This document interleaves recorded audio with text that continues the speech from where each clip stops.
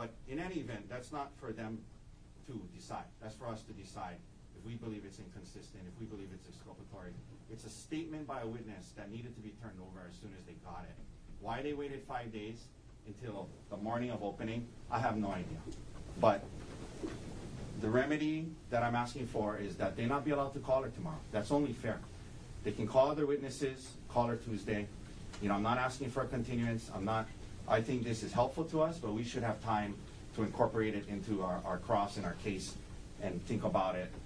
And so at the very least, that's what the remedy should be. We can deal with other issues of sanctions or whatnot later, but I don't even know what to say. We're opening in 10 minutes. I mean, it'd be something if they if she said that to them this morning, you know, 5 days ago. And not to mention, we've been here together for many of those 5 days. Well, I don't know, maybe there was a storm and all, but you know, we were here together all day together yesterday. I mean, anyway. So that's the remedy I'm asking for. I'm not asking to delay opening. I'm not asking to delay the trial. But at the very least, they should not be able to call her until Tuesday to, out of fairness, give us time to deal with this. Mr. Barner? Yes, Your Honor. So the state does conduct pretrial interviews with witnesses regularly. In our experience, oftentimes when you do that pretrial interview, things come up. Originally, when this statement was made, it didn't trigger anything in my mind that would be substantively different than her original statement to the police. And the part of that original statement was where she described the part of the trail where this happened. The order of events Mr. Otake gave is not exactly what she said in her statement. So this was consistent with that order of events in that she was trying to get past the defendant on that narrow section of the trail. And what I understood this statement to be was just be an explanation, a further explanation of how she was getting past the defendant before he grabbed her. So that was my understanding of how it was similar or contained in her other statements. I was reviewing all the transcripts yesterday. I discussed with supervisor late last night and came to the conclusion, in abundance of caution, we should disclose this. So we did. It is not inconsistent with any of her other statements.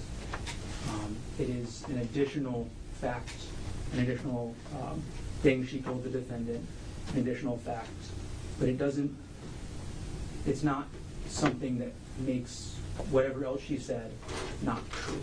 So it's not on its face inconsistent. It's not on its face exculpatory.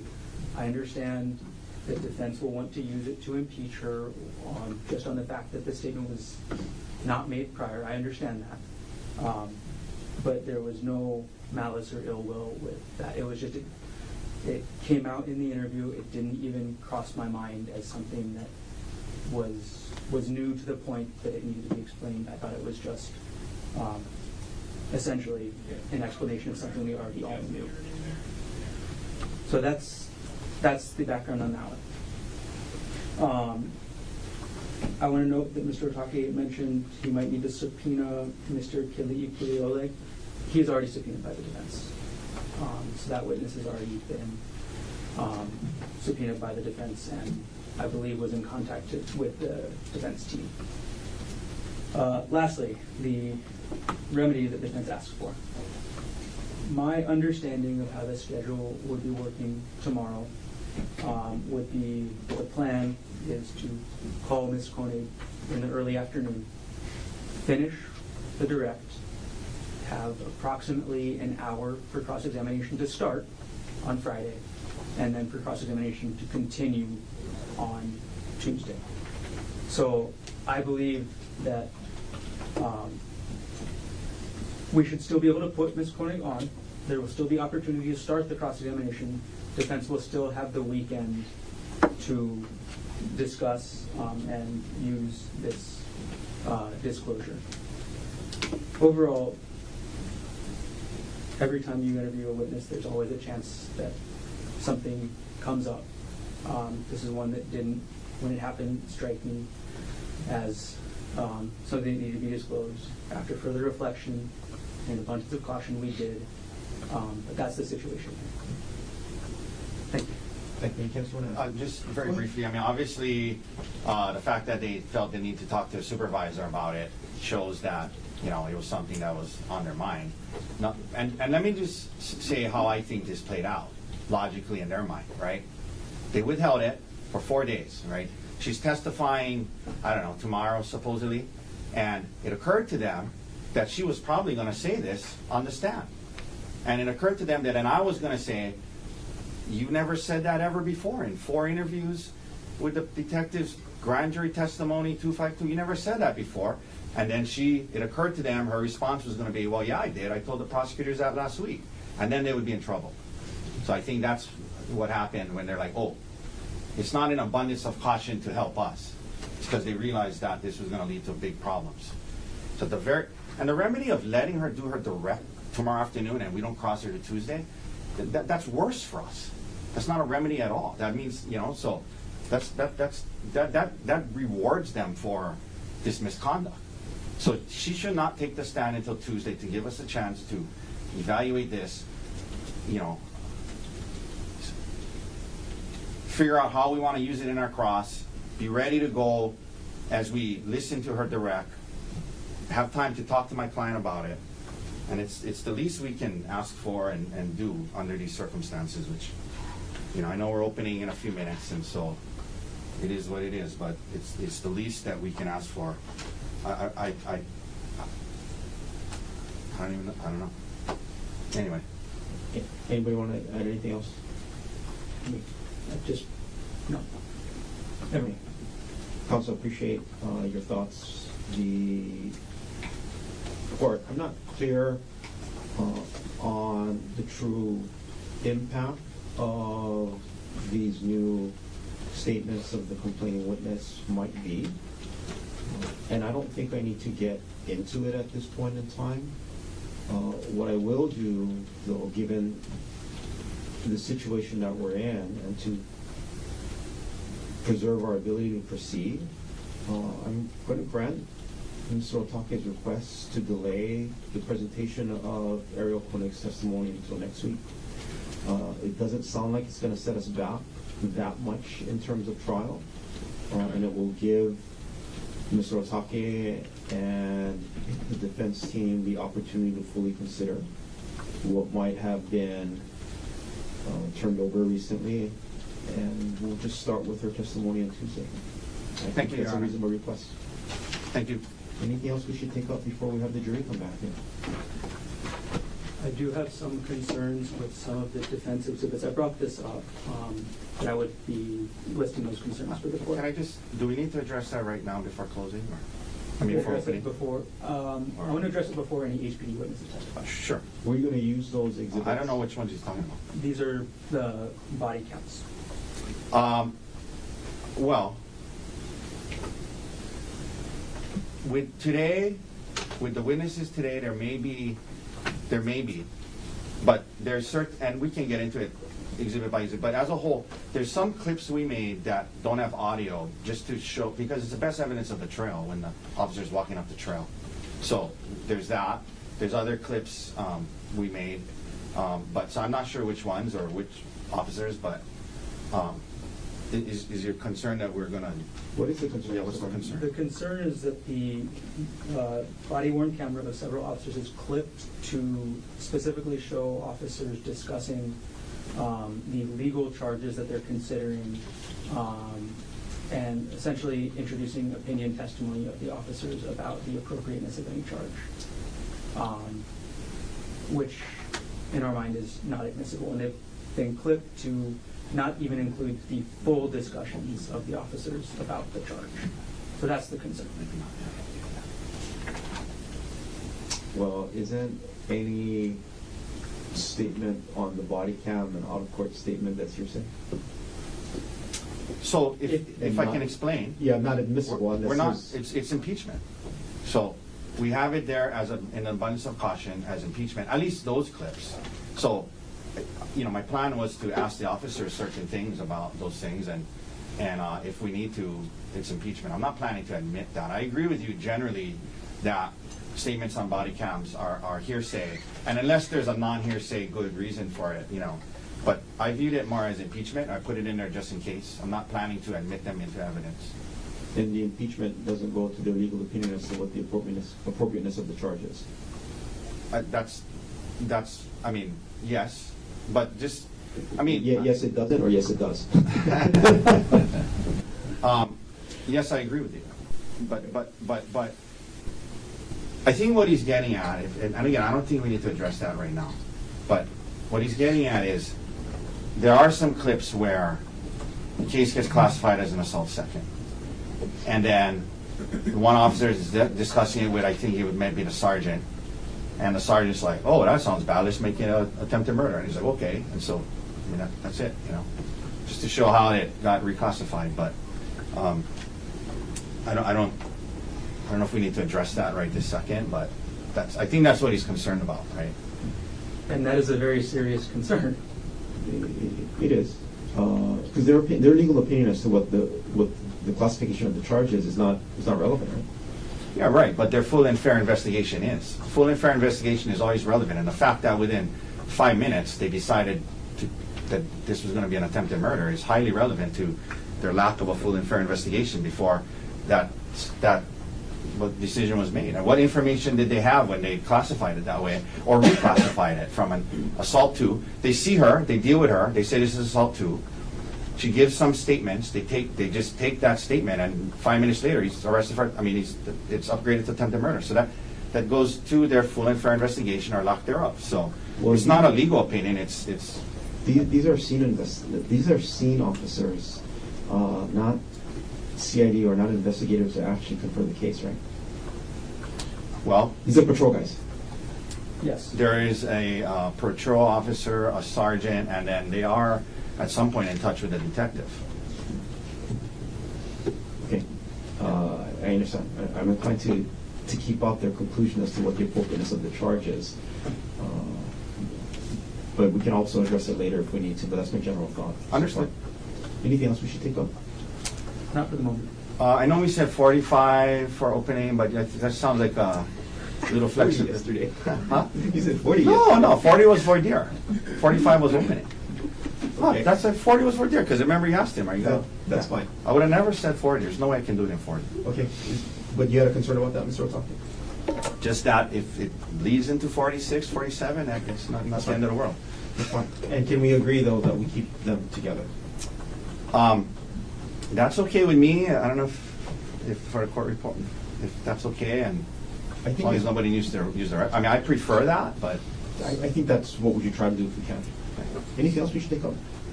Just in the goal of that, would it be best then to take I know the court's instruction is not super long, but it would be best to take a break after the court's instructions? No? The instructions are 5 minutes. 7. you're gonna hold the stop sign after 5 minutes. That's just for you. Anything else we should take up? Nothing else for this moment. Okay. Thank you, Your Honor. Let's recess for now. Get ready. And then so this morning is what witnesses officer.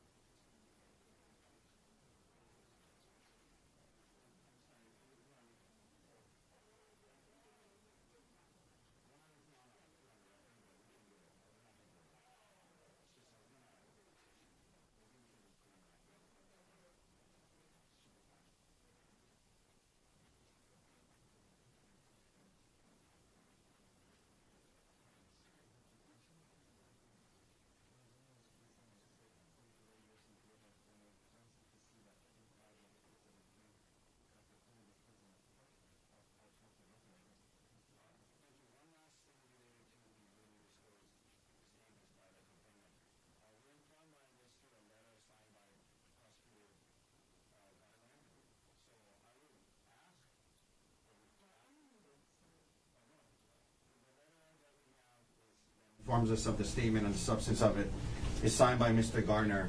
Obviously, he cannot be a witness in this case, so I would ask the court, given the timing of this, that to require the prosecutor's investigator, who apparently was there, Mr. Keli'i Pule Ole, to document this in a statement, like he has. Like, there's been past times they've investigated the complainant, and the investigator then provided us with a summary. So I'd ask that happen here by the end of business tomorrow, because if not, I don't know how we're gonna, you know, if she denies it, and then we obviously can't call Mr. Gardner and use his letter. So I think the substance of the statement should be better documented and provided to us in writing from someone other than Mr. Gardner. The victim witness advocate would be okay too, but you know, either one. Would not the victim witness advocate and Mr. Keli'i Ole just adopt the words of the letter? I don't know if they would. I don't mean, mind. presumably, but I will ask that investigator to write a report on the statement. thank you. Anything else we should take up? No. Okay. Thank you, counsel. Ready for opening? Yes, Your Honor. Okay. We can go off record for now. We can assemble the jury. You are muted.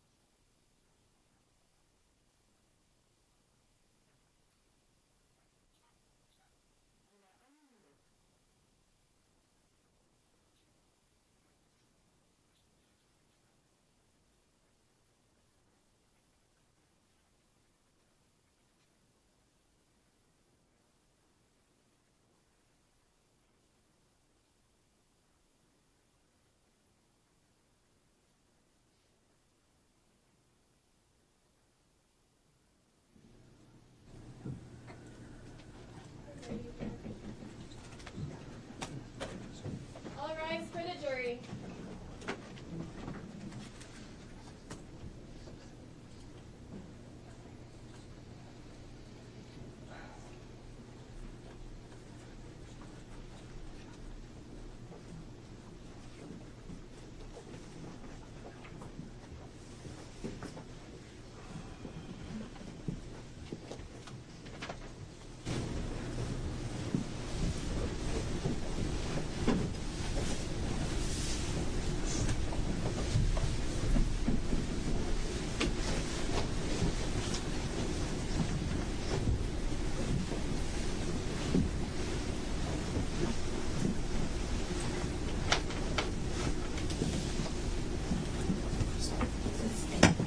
Okay, everyone except for the parties can be seated.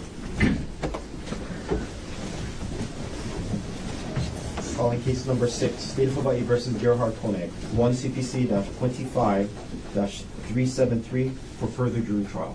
Appearances, please. Good morning, Your Honor. Good morning, ladies and gentlemen of the jury. Deputy Prosecuting Attorney Joel Garner for the state. Also present is Deputy Prosecuting Attorney Franklin Don Picaro, Jr. Morning, Mr. Garner. Morning, Mr. Picaro. Morning, Judge. Good morning, Your Honor. Good morning, ladies and gentlemen. Thomas Otake and Manta Dirks on behalf of Dr. Gerhardt Konig, who is present. Morning, Mr. Otake. Morning, Mr. Dirks. Morning, Dr. Konig. Morning, Your Honor. Gentlemen, all of you can be seated. Ladies and gentlemen of the jury, good morning to all of you. Welcome back to courtroom 15. Thanks for your patience. I should have told you when we were selecting our jury the past couple of days that there are always delays here in circuit court. I think you're already aware of that, so thank you very much for your patience. We'll try to keep the delays to a minimum, but there are always delays, so thank you for your patience. Now that we are gathered back here in courtroom 15, I have some preliminary instructions before we proceed on to opening statements by the attorneys. Keep in mind that the charging document, the indictment that I read yesterday, it's not to be considered as any evidence against the defendant. It's a mere formal charge that's necessary to begin the trial. The defendant, under the law as we discussed yesterday, is presumed innocent of the charge, and this presumption remains with the defendant throughout the trial unless the evidence in this case has satisfied you beyond the reasonable doubt of the defendant's guilt. The burden of proving the defendant guilty beyond the reasonable doubt is on the prosecution, and the law does not require the defendant to prove his innocence. Let's talk about the order of proceedings. As I indicated, each lawyer will have the opportunity to give you an opening statement. An opening statement is a preview of what each party expects the evidence will show in this case. Prosecution will begin with its opening statement and then followed by the defense. Once we're done with the opening statements, at least for this morning, we'll take a break and we'll come back after the recess. The prosecution has the opportunity to present its case in chief. So they'll be calling witnesses to come and testify from the witness stand and introduce and display any physical items that may be received into evidence. After the prosecution presents its case in chief, the defense may choose to present a case, but they're not required to do so. And if the defense presents evidence in this case, the prosecution, in some limited circumstances, will have another opportunity to present what's called rebuttal evidence. After all of the witnesses have testified in this case, I'll then instruct you on the law that you must follow and apply in this case. After you've been given those legal instructions, the attorneys will then have the opportunity to give final arguments to you, where they talk about what facts have or have not been proven by the evidence. The prosecution will go first with its closing argument, followed by the defense, and because the prosecution has the burden of proof, they have the opportunity for what's called rebuttal closing argument. After all of the arguments, you will be conducted into the jury deliberation room to begin your consideration of the case.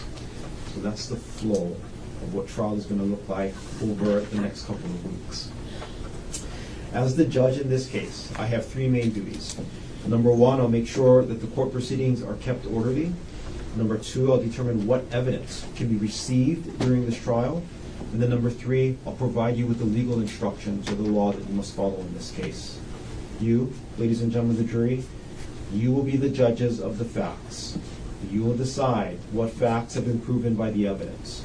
And a very important part of your job will be deciding whether a witness is truthful, whether their testimony is accurate, and how much weight or importance to give to their testimony. All of the evidence in this case will come in the form of sworn testimony of witnesses and any physical items that are received into evidence. So now let's talk about what's not evidence. A question asked by a lawyer is not evidence. You will hear the attorneys make objections during trial. Those objections are not evidence. All of the questions and answers that we've been going through during jury selection, not evidence. The opening statements and the closing arguments by the lawyers are also not evidence. Sometimes you'll hear a witness testify, and I may strike some of the testimony. Any testimony that I strike, not evidence, and you cannot consider the stricken testimony when you decide the case. And speaking of objections, you will hear lawyers make objections. It's their duty to object when they believe it's appropriate. And those objections are helpful for the court to make sure that we remain focused on the issues that the jury needs to decide. I'm going to rule on those objections according to the law. When I rule on those objections, Don't be concerned about my reasons for the rulings. If I sustain an objection and I do not allow a question to be answered, you must not speculate about what the answer might have been, nor draw any conclusion from the question itself, because an unanswered question is not evidence. You will see me meet with the attorneys up here at the bench. We'll turn on the white noise. We'll have a whispered conference. We do that time to time. We need to discuss certain legal matters as the trial unfolds. If it's going to be a longer discussion, what I'll do is I'll just put the jury on recess, have you wait outside while I conduct that longer legal discussion in the court with the attorneys. When we do have those bench conferences or when we do have those recess conferences, don't speculate about why we're meeting and pardon the inconvenience when we do have them. Notes. This is a long trial. Each of you will be given a notebook, or notebooks if you need more, and pens. Now, some jurors prefer to take notes as the evidence is being presented. Other jurors prefer not to do so. It's up to you to decide whether or not you want to take notes. Keep in mind, though, your notes are not evidence, and they're only a memory aid for yourself. They're not a substitute for your own recollection of the evidence. If you do take notes, though, make sure that you can still listen carefully to all of the testimony and observe the witnesses as they testify. Your observations of a witness may be considered when you're determining credibility. Whenever you leave the courtroom, leave your notebooks face down on your chair. They'll be waiting for you the next day you come back to court. Your notes will not be read by anyone. When you begin your deliberations, though, you're able to take your notes with you into the jury deliberation room. During this trial, do not talk about this case with anyone. That includes friends, co-workers, or family members. Don't allow anyone to discuss this case with you, and if anybody asks, tell them that you're under court orders to not discuss the case. Throughout the course of this trial, even when we recess at the end of the day, do not share any information, opinions, or anything else about this case with anyone, personally or through writing, digital communications, or social media. You must not discuss this case, even amongst yourselves, until you're instructed to begin your deliberations. And during your deliberations, you can only discuss this case in the jury room when all jurors are present. Do not investigate this case in any way. This means that you must not visit any of the places that are mentioned during the trial. You cannot conduct experiments, consult any reference materials.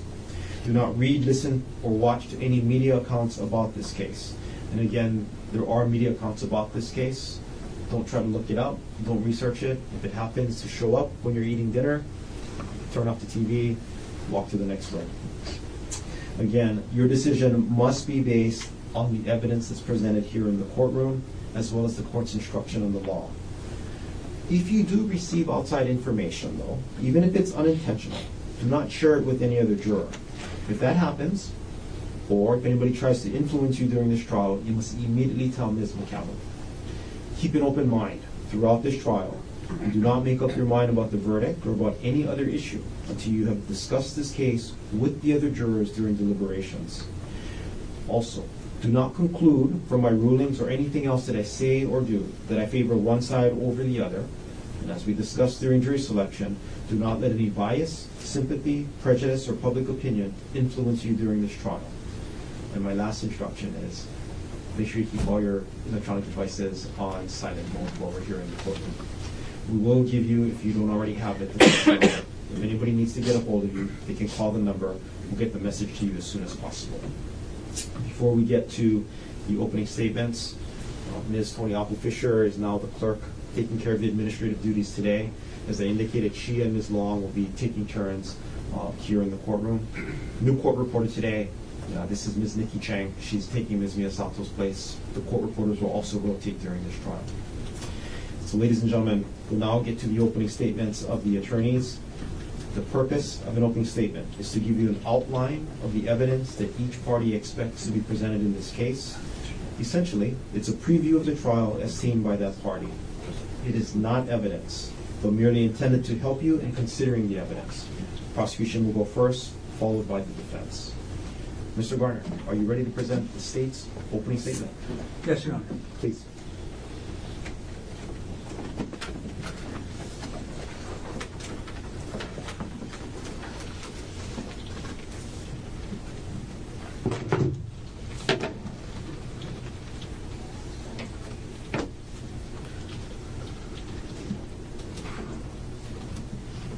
help, help, help. Those are the words that Amanda Morris and Sarah Bucksbaum heard as they were walking up the Palipuka Trail on March 24, 2025. Amanda and Sarah heard those words, help, help, help, and they rushed up the trail thinking that somebody had fallen off of the cliff on top. They get to the section with the cliff, and they see, and Amanda sees, a man on top of a woman. A man holding a rock. The man swings the rock, hits the woman in the head. Sarah sees that same man standing over that same woman, holding that same rock. Both of them see the woman, Ariel Konig, with a face covered in blood. In this trial, you will learn about Ariel Konig, who she is, what happened that day. But you'll also learn about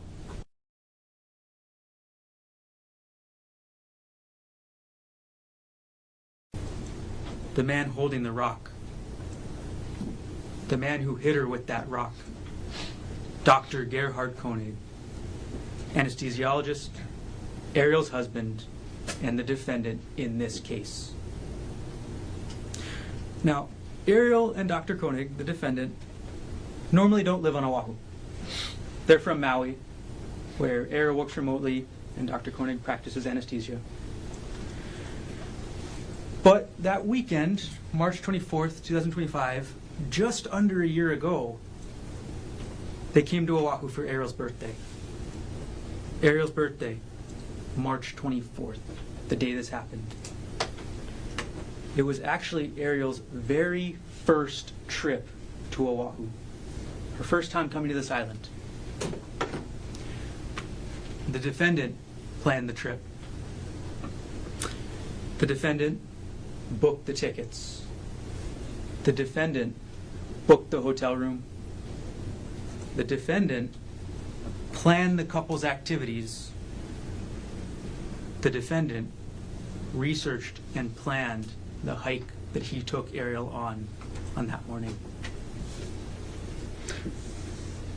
That morning, March 24th, 2025, around 10 o'clock in the morning, the defendant drives Ariel up to the Pali Lookout. They get to the Pali Lookout, the big tourist area overlooking the whole bunch of the windward side, and they get ready to go on the hike. The trailhead for the Palipuka Trail is in the bus parking lot of the Pali Lookout, so not where rental cars or other people park. It's on the other side, next to a set of bathrooms over a wall. So the defendant takes Ariel there, but when they get to the trailhead, they see other potential hikers. They see other people looking for how to start the trail. And Ariel wants to help them. She wants to help them find where the trail starts so that those people can hike up the trail. And she suggests that to the defendant. She says, why don't we show them where the trail is? And he tells her, no. He wants to hike with her alone. He doesn't want to help those people. He wants to hike with her alone. So, they don't go up the trail at that point. They go to the Pali Lookout. They go to the tourist area with the plaques. They go to the lookout, looking all over the windward side, and stay there for a few minutes, take photos, then go back to the trail. Now when they go back, there's nobody else. They're alone, and they start the hike together. They start the hike. It starts in a heavily forested area. You climb over a wall, you go past a sign, you start going up a hill. It's a steep hill, a lot of tree roots, but not a lot of brush cover on the very start. So they go up this hill, and they get to the top of the ridge. Once they get to the top of the ridge, the trail goes left. The trail follows the top of the ridge.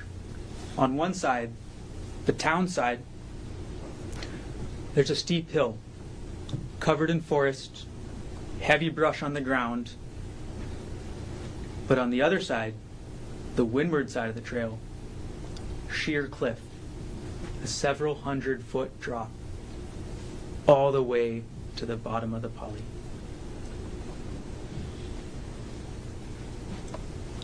They start to hike up the trail. They start to hike up the ridge. And they go for a few minutes. Everything's normal. But they get to a point where you need to climb with your hands and your feet, a scramble area. Once they get to that point, Ariel gets freaked out by the exposure. She doesn't like that there's a big cliff to the right. She doesn't like there's a steep hill down the left. Doesn't like that she has to climb on her hands and feet. So she wants to turn around. And the whole reason of going to the Pali Puka hike is because there's a puka. Up the trail, there is a puka, a hole in the side of the mountain where you can look through the hole, take photos, where you can look out through the puka down at the windward side. But they never got there because Ariel wanted to turn around. So Ariel stops hiking. She says she's not comfortable with this. She wants to turn around. The defendant goes on. He hikes another couple minutes up the trail. He hikes another couple minutes, then he comes back and he tells Ariel, tries to convince her to keep going. He tries to say, oh, this is the hardest part. Everything beyond this little bit, easy. But Ariel's still not feeling it. Ariel doesn't want to go on. So they start to descend. And as they start to descend the trail, as they start to walk down that ridge, now, at this point, the steep hill with the forest is on the right, the town side, and the cliff side, the windward side, is on the left. They walk down the trail. They're taking photos. They're sending photos to their family. Defendant ends up taking Ariel's phone to take photos of her, to take a selfie. And Ariel actually takes a photo of the defendant with her phone as well, right by the cliff. Ariel takes a photo and she sends it to her family on an application called Snapchat with the tagline on there, "Don't look down." The defendant then wants to take a photo with Ariel right by the edge of the cliff. And she says she's uncomfortable with it. She's uncomfortable with the cliff. She's uncomfortable with the fall, with the danger. So she goes, she holds onto a tree, and she tries to take the photo. The defendant goes back up, away from the cliff, back towards the trail. Ariel follows.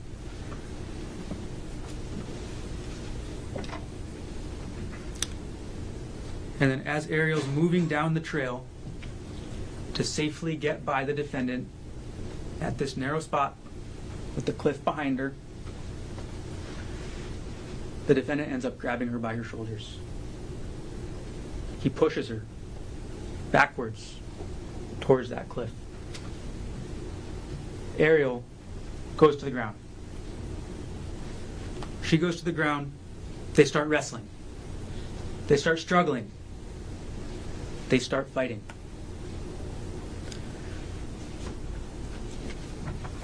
And in that fight, the defendant gains the advantage. The defendant gets on top of Ariel. The defendant is straddling Ariel over her waist, pinning her onto the ground. And Ariel's trying to fight back. She's trying to struggle. But she sees in the defendant's hand a syringe. She sees in the defendant's hand a syringe, and she tries to hit it away. She hits it. The syringe falls out the defendant's hand. And then she sees a vial in the same hand. As the defendant reaches into the backpack he had, reaching in there, trying to grab something, Ariel still struggles. She still tries to take that vial out of his hand. And they keep fighting. And at this time, the defendant has Ariel's phone. The defendant is holding on to Ariel's purse. The defendant is holding on to Ariel's wallet. Ariel pleads with the defendant. She talks about their children. She asks the defendant not to do this. She begs him not to do this. And the defendant says, "I'm sick of this shit." He's sick of this shit.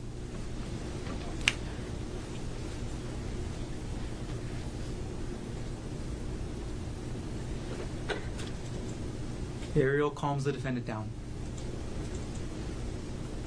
She thinks she calms the defendant down until the defendant picks up that rock. Until the defendant picks up that rock that Amanda Morris saw. Until the defendant picks up that rock that Sarah Bucksbaum saw. And just when she thought the defendant had calmed down, he starts to take that rock and bash her in the head multiple times. "Help! Help! Help!" is what Ariel says while the defendant is hitting her. And those cries were answered. Those cries were answered when Amanda Morris and Sarah Bucksbaum arrived on the scene. The defendant stood up.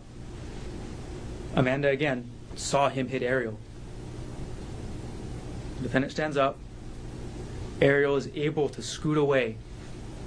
Ariel is able to get to Amanda and Sarah, and they're able to get Ariel safely down the rest of the trail. Once Ariel got to that safety of Amanda and Sarah, the defendant was left alone at the scene. Alone with Ariel's phone. Alone with Ariel's wallet. Alone with Ariel's purse. Alone with the syringe. And alone with the vial. All those items, Ariel's phone, purse, wallet, the syringe, the vial, those were never recovered.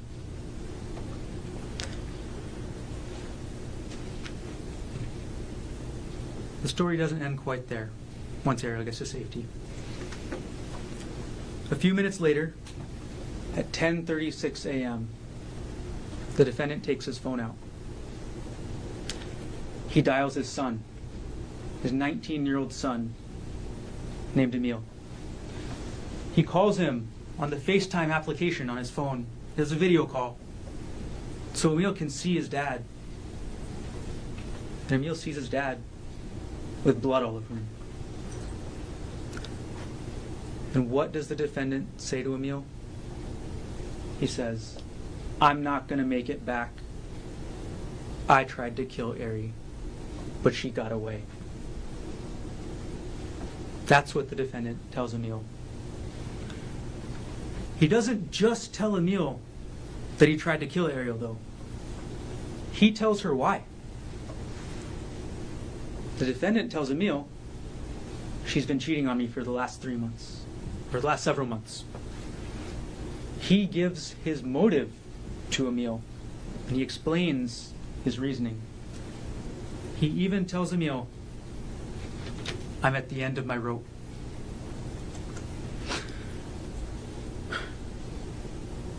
An hour later, the defendant calls Emil back. The first question the defendant asks him, "Emil, did you tell anybody?" And Emil says yes. Emil says, "I told Judy and Peter Mast, Ariel's mom, and stepdad. Now, how does the defendant respond?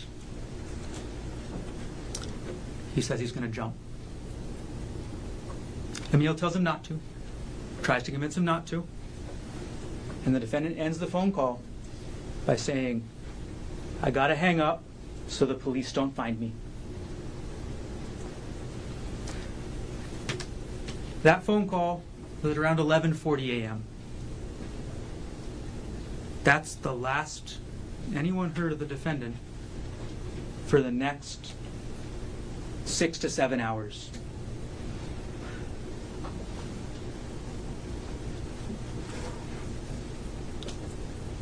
The defendant told Emil that he was turning his phone off so the police couldn't find him.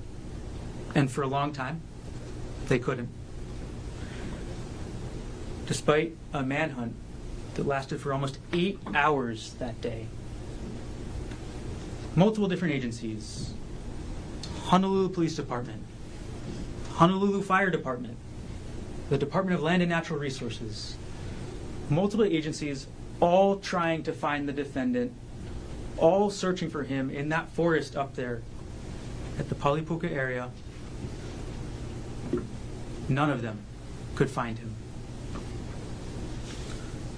But later on, as the sun was getting ready to set, a few minutes after 6 p.m., March 24, 2025, 3 HPD officers are headed back to the station. They've been called off the search. They're done. They couldn't find him.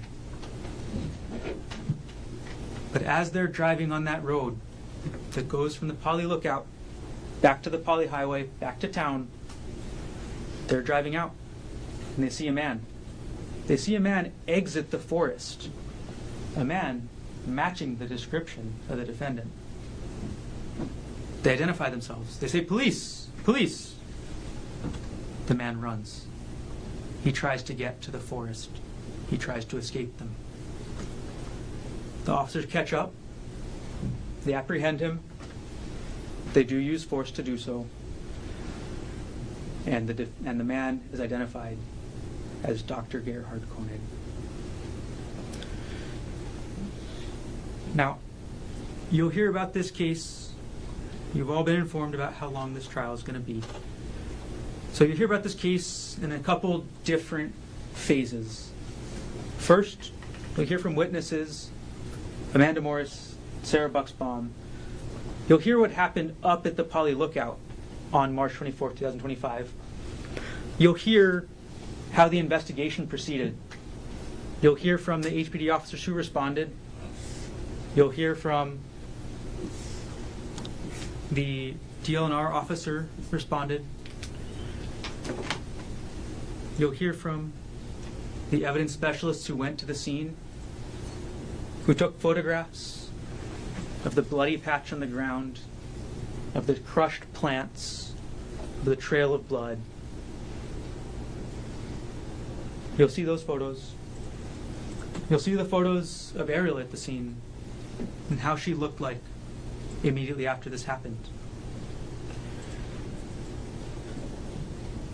You'll hear from Ariel herself. She'll testify as to what happened on March 24th, her birthday. And she'll testify on March 24th of this year. 1 year later. She'll describe what happened that day.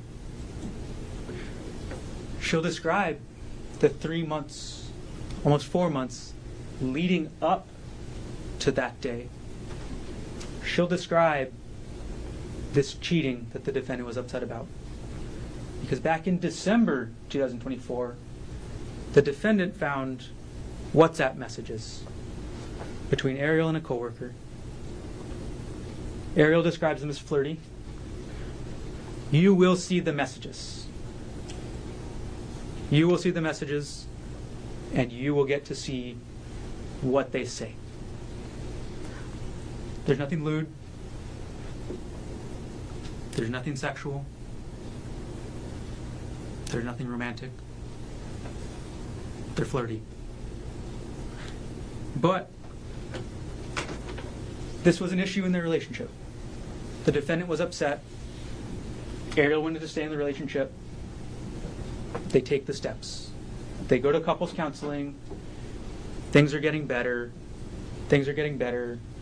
And Ariel keeps thinking, okay, now it's time. A romantic trip, birthday weekend, we're back on track.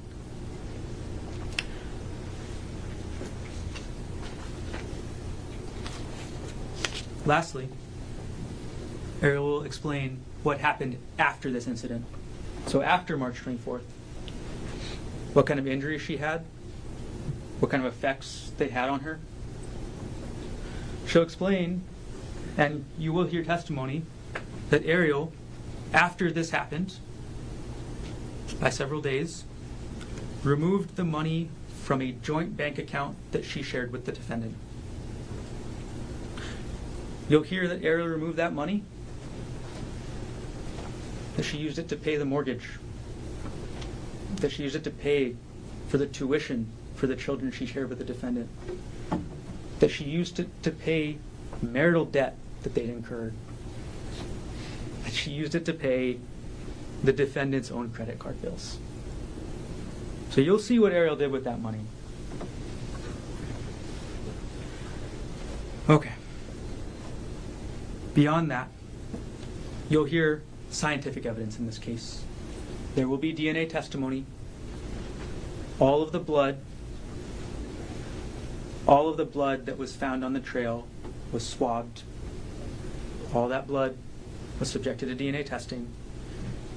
And all of that blood, through the DNA testing, shows an incredibly high likelihood ratio that supports is Ariel's blood and only her blood. But not only the blood from the trail. Several different swabs from the defendant's clothes recovered from his person all will show Ariel's blood and none will show his.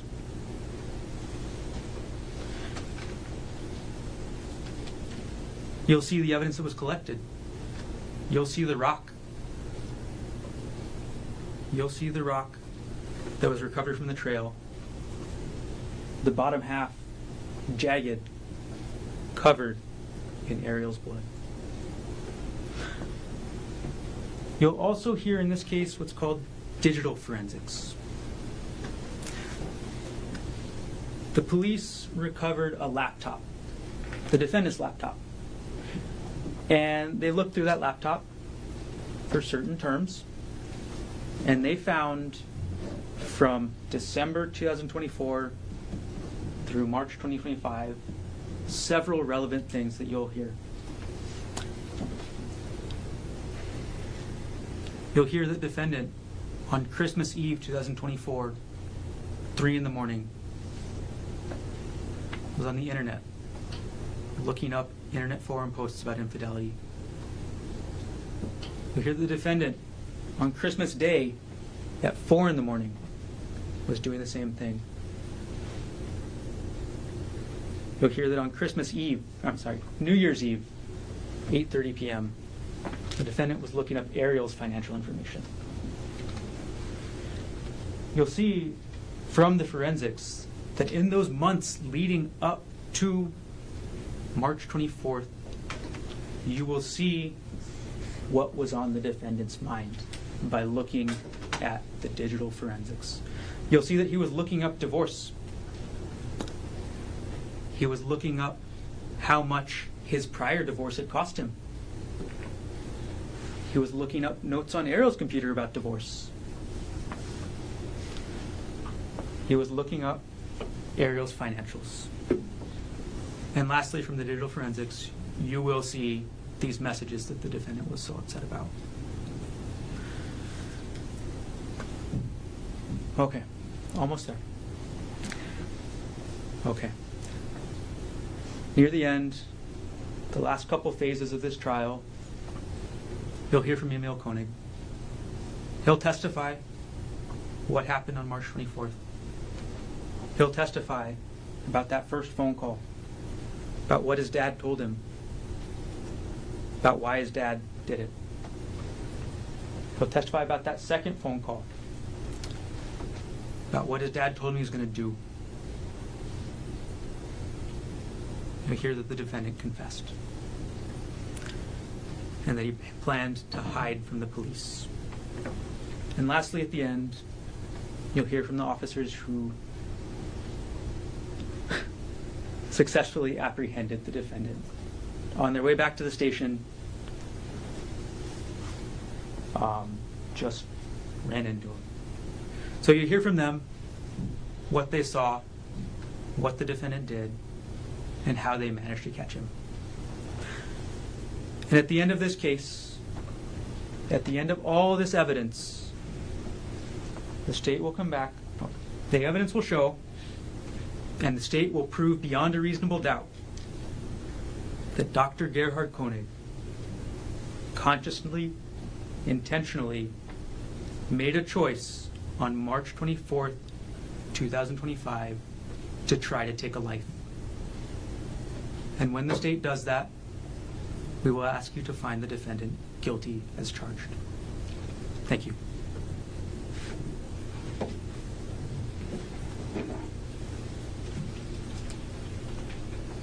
Thank you, Mr. Garner. Mr. Osaki, are you ready to present defendant's opening statement? I am, Your Honor. Thank you. Please, Just a second to get set up here. take your time whenever you're ready. Thanks.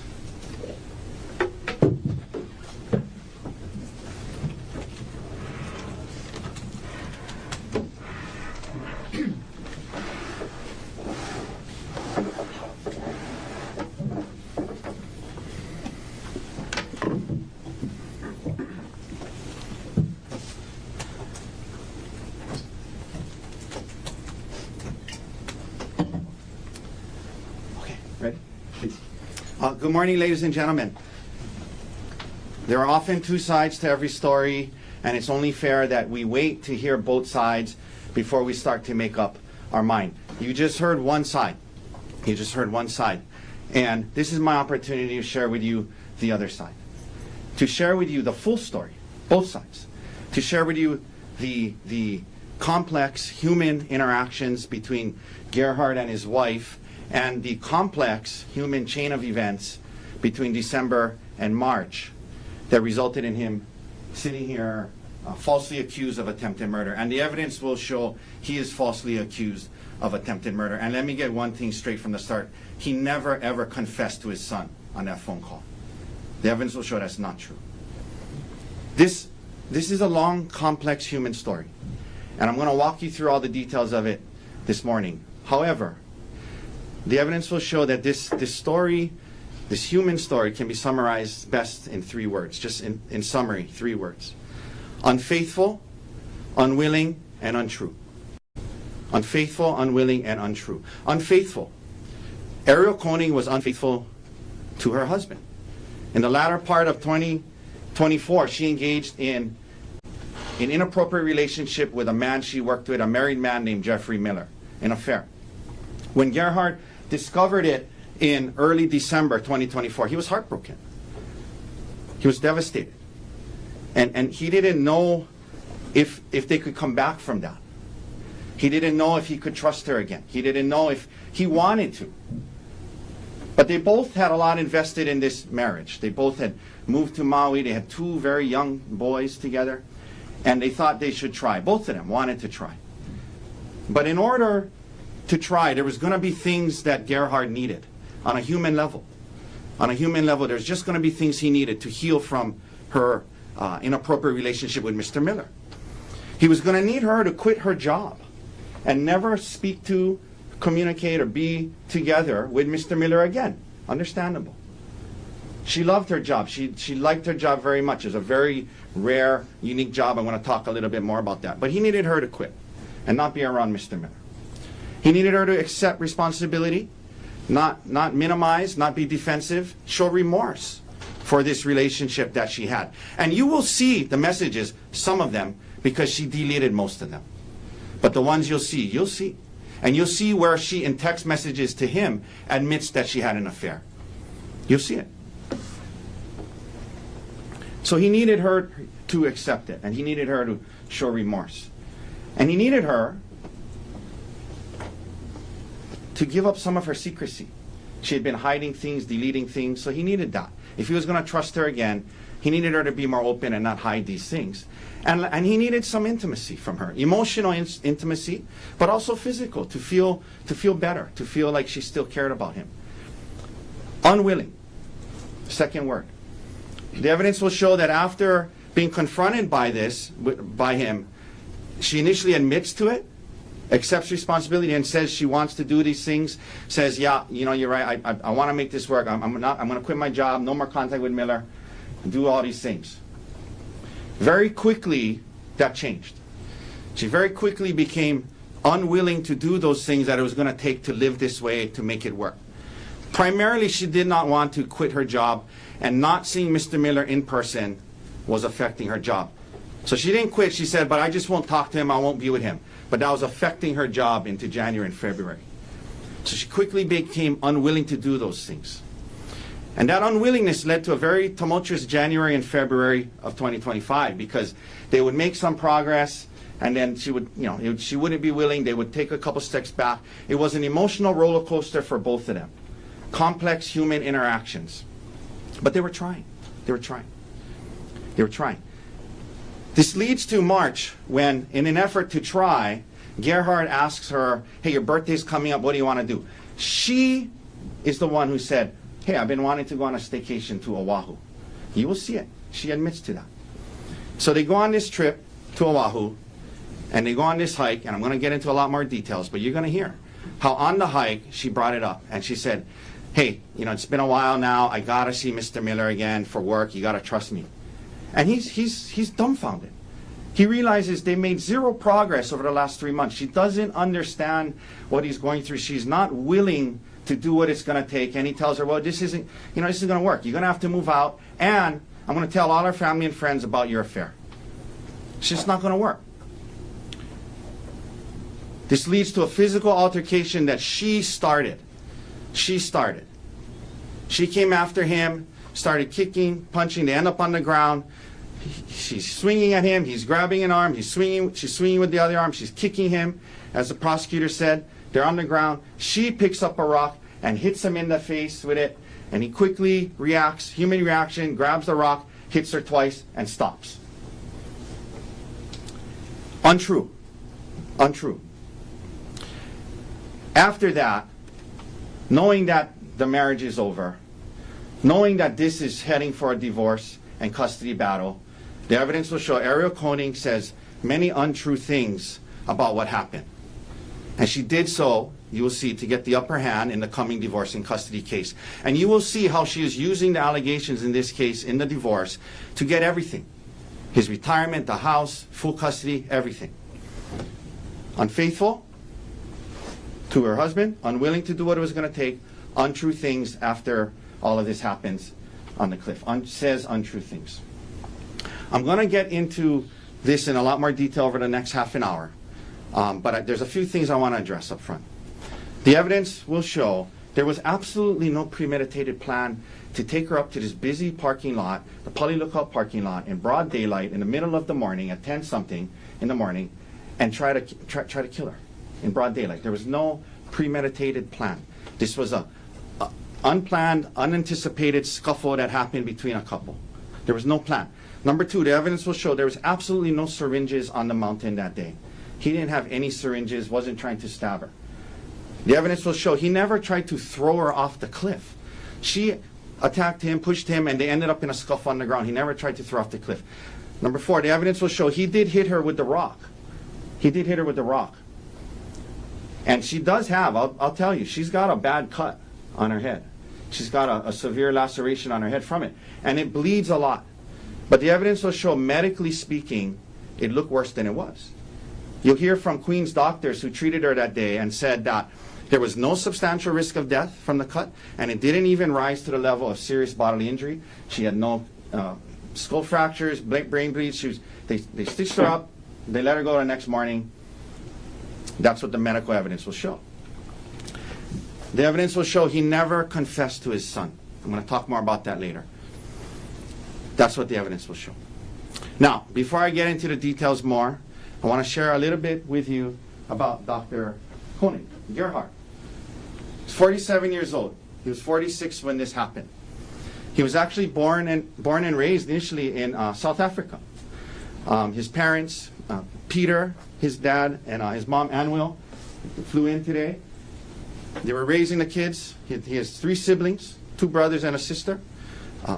LaRue, Ruan, and Lisa, his siblings. At some point when Gerhardt was about 9th grade, they moved to San Diego. Just things going on in South Africa at the time. They wanted to come in a better situation. Gerhardt graduated from high school, went to college, UC San Diego, majored in bioengineering. Worked a little bit, went to med school. He got married young, his first marriage when he was 20 years old. He married a lady named Jessica Ray Patella. And they had 2 kids when he was relatively young, still in medical school. Ophelia, his older daughter, and then Emil. You're going to hear a lot about Emil. And he finished med school. He did his residency in anesthesiology and became board certified, was actually teaching as a professor. And sometime in his residency, his first marriage, they separated, they got a divorce. So he knows what it's like to get a divorce. You know, it's not ideal. He didn't want to do it again. But it wasn't a situation where, like, if, you know, he had to, I'm going to kill her if I can't be with her. No, he's been through it. So they separate, and from his first wife. When it's time for him to start dating again, he goes online and uses dating for a couple of free dating apps. It didn't really work out, so he paid for a subscription to eharmony.com. And at some point, Ariel Konig reaches out to him, and they go on a date at a bar, and things progress from there. They get married in 2018. They have their first son. Olin is born in 2020. And they're living in Pittsburgh at the time. He's working, she's working. And they wanted to find a safer place to live. There was a lot of gun violence in the area. It was important to them to find a safer, maybe warmer place as well. They fell in love with Maui. For those reasons, they fell in love with Maui. It was going to be a hit to their careers, though, because especially her, what she does, nuclear engineering, and she works on these big nuclear energy projects. There wasn't really jobs like that in Maui, but she wanted to do that and come here. And so that's what they did. They moved here in March of 2023, and right before they moved here, literally the month before, their second son, Vigo, was born. Right before they moved.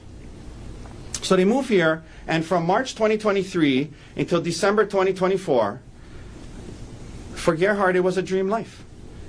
He got a good job at Maui Memorial. He loved his wife. He loved his kids, living in paradise on Maui. It was a great life. He loved his marriage. In 2024, we find out Ariel didn't necessarily feel the same way.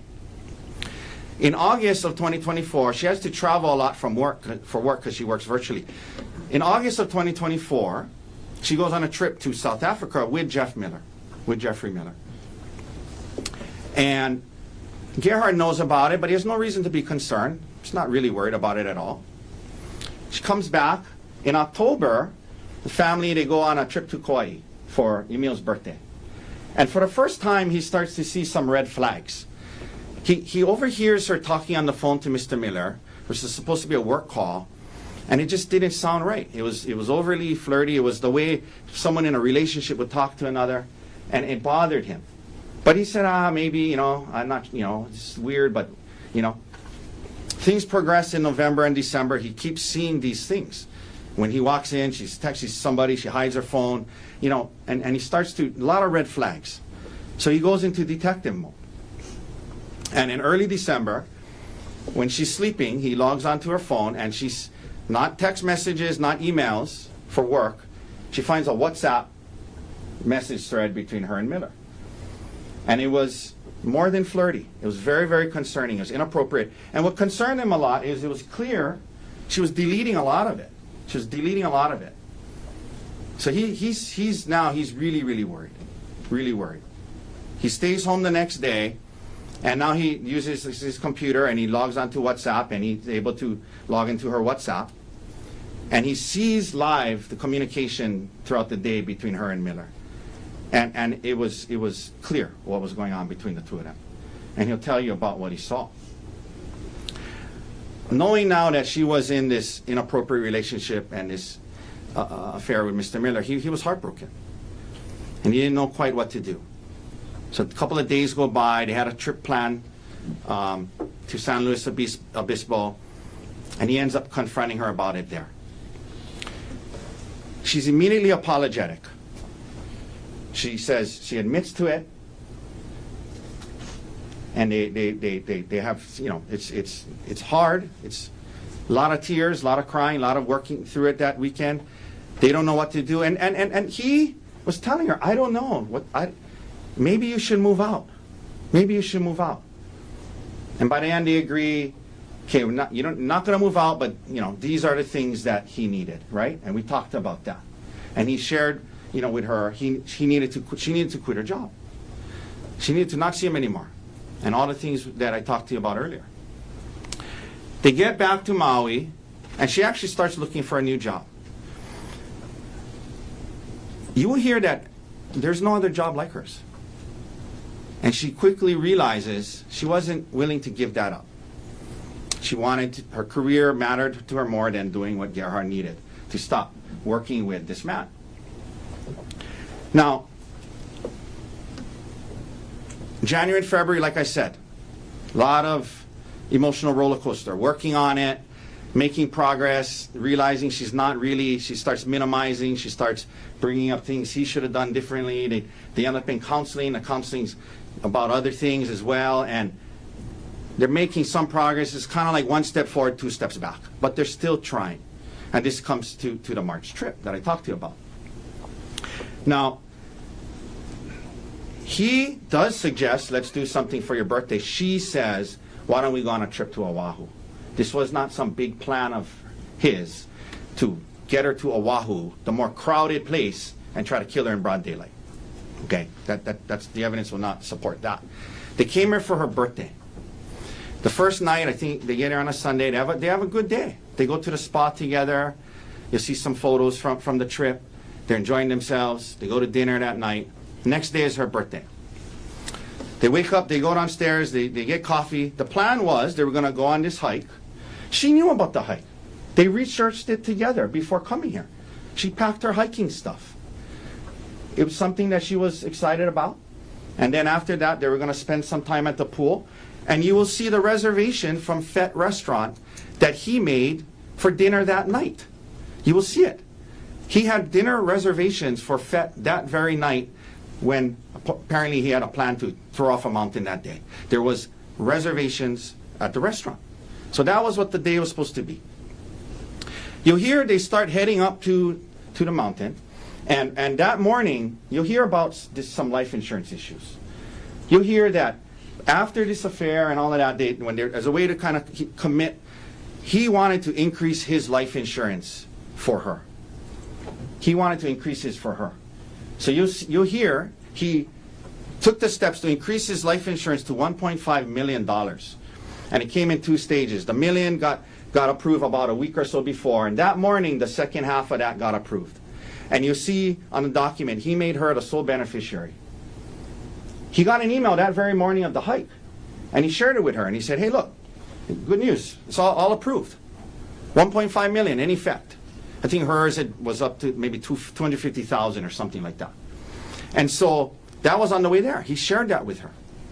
So they get there, and you're going to see the body cam, or you're going to see evidence. It's a super crowded parking lot. Tour buses, tourists, people everywhere, cars everywhere.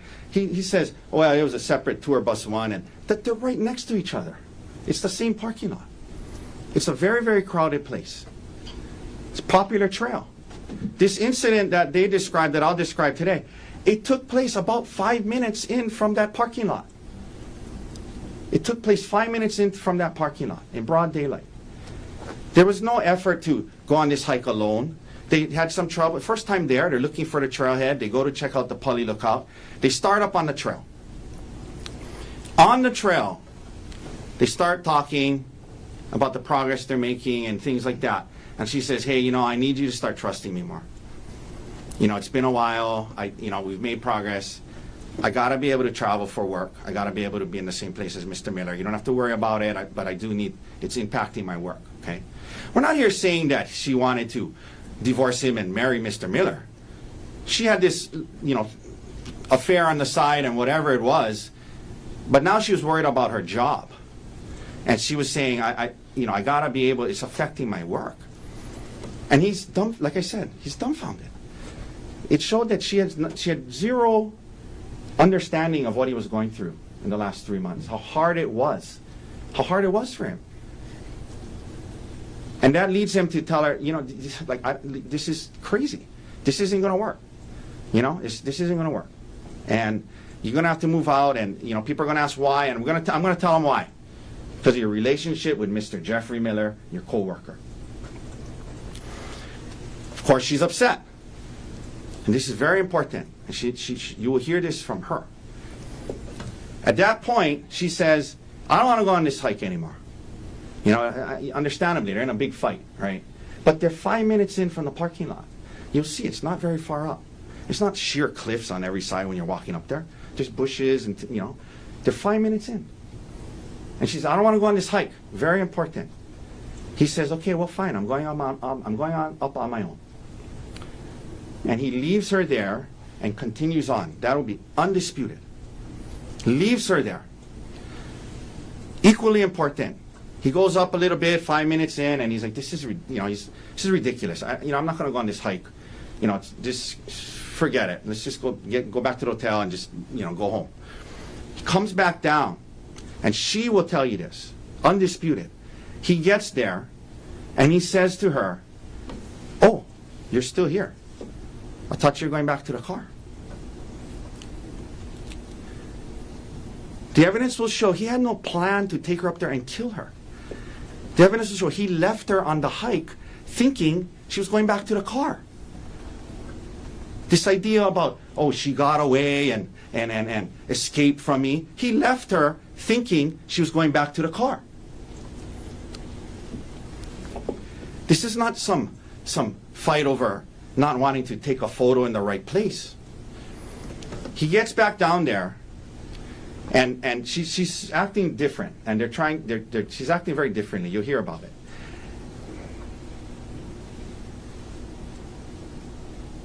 And what happens next is he turns around, and he's just, they're talking, and she's saying, look, let's just forget about it. We'll, whatever. He's looking out over towards the cliff area, and he feels a shove from behind. And he turns around, and he says to her, what the hell was that? And it felt to him that she tried to push him towards the edge. And he turns around, and he says to her, what are you doing? And she starts screaming.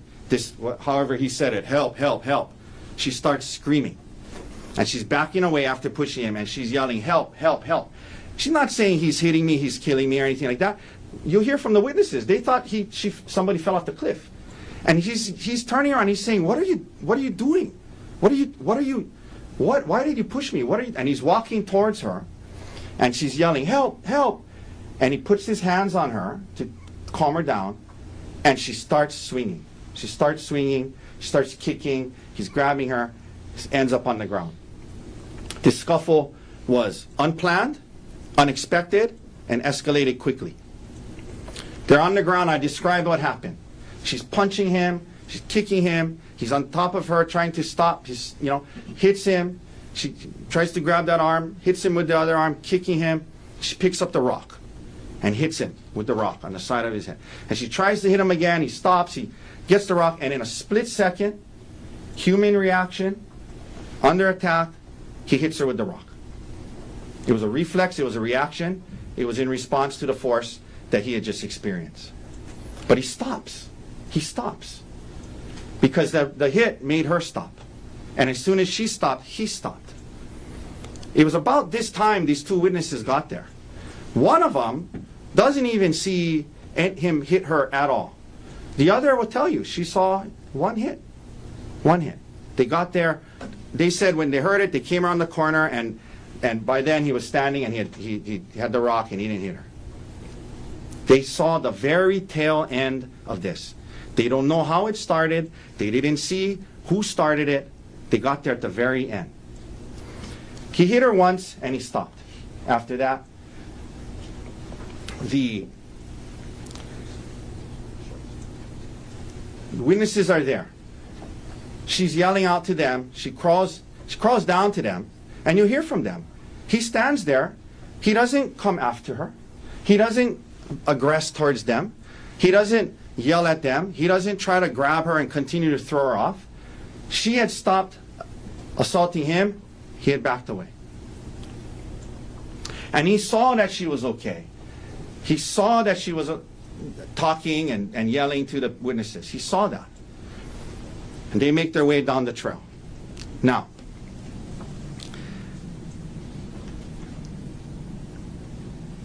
the ambulance comes. There's a lot of blood because you'll hear that part of the head. It's the scalp, it bleeds a lot. They take her to Queens, and you'll hear when they get there, because she was not in any type of critical condition, she never lost consciousness or anything like that. The ambulance has to wait outside for 20 to 30 minutes or more because of triage, because there's more serious patients. So they're sitting in the ambulance waiting, okay? She eventually tells the police detective that he wanted her to take a selfie. She didn't want to. And he said, I'm sick of this shit. And he grabbed her, tried to throw her off the cliff, picked up, had some syringes, which apparently she says she can just flick out of his hand. And then she tells the detective he beats her with the rock 10 times with all his might. Over and over and over and over again. I know that wasn't 10, but you get the point, okay? Over and over again. She says 10 times with all his might. He beats her with the rock. You will see photos of it. You will hear from the medical experts in this case. 2 from Queens, and we have a forensic pathologist who will talk to you about that. The physical injuries, while the laceration is significant, is inconsistent with being hit in your head 10 times with all your might. She had no skull fractures, no brain bleeds, no orbital fractures. She never lost consciousness. The 2 doctors said there was no substantial risk of death. They said that it wasn't serious bodily injury. And she went home the next day. I'll be the first to tell you, the photos you're going to see are graphic. There is a bad laceration from the hit from the rock. You'll see it. You'll see it. There's a bad laceration. But you'll hear, medically speaking, from the medical doctors in this case, it's not as bad as it looks. You're going to see there's blood everywhere because you'll hear that area, a lot of blood vessels, there's blood everywhere.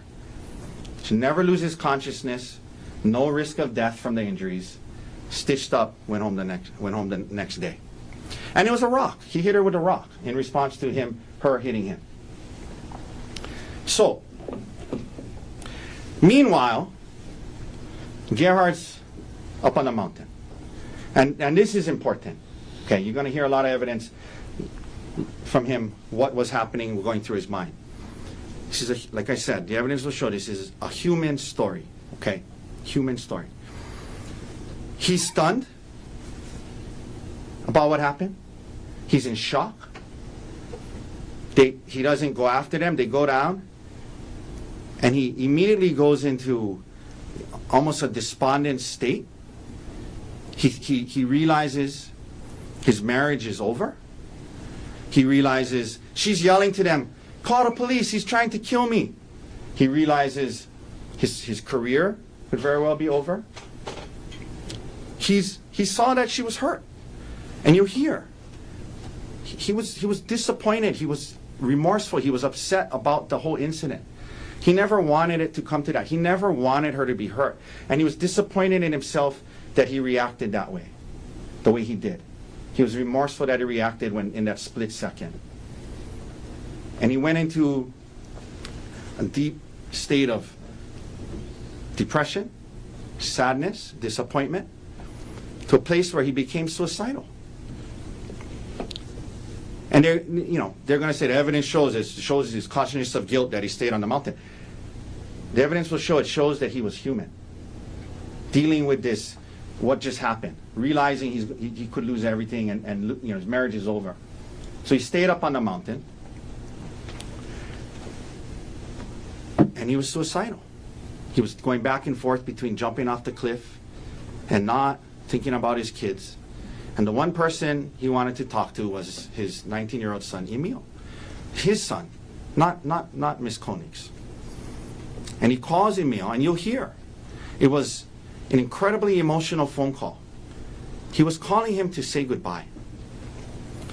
He was calling him to tell him he was sorry. He was calling him to tell him that he wished he was a better man.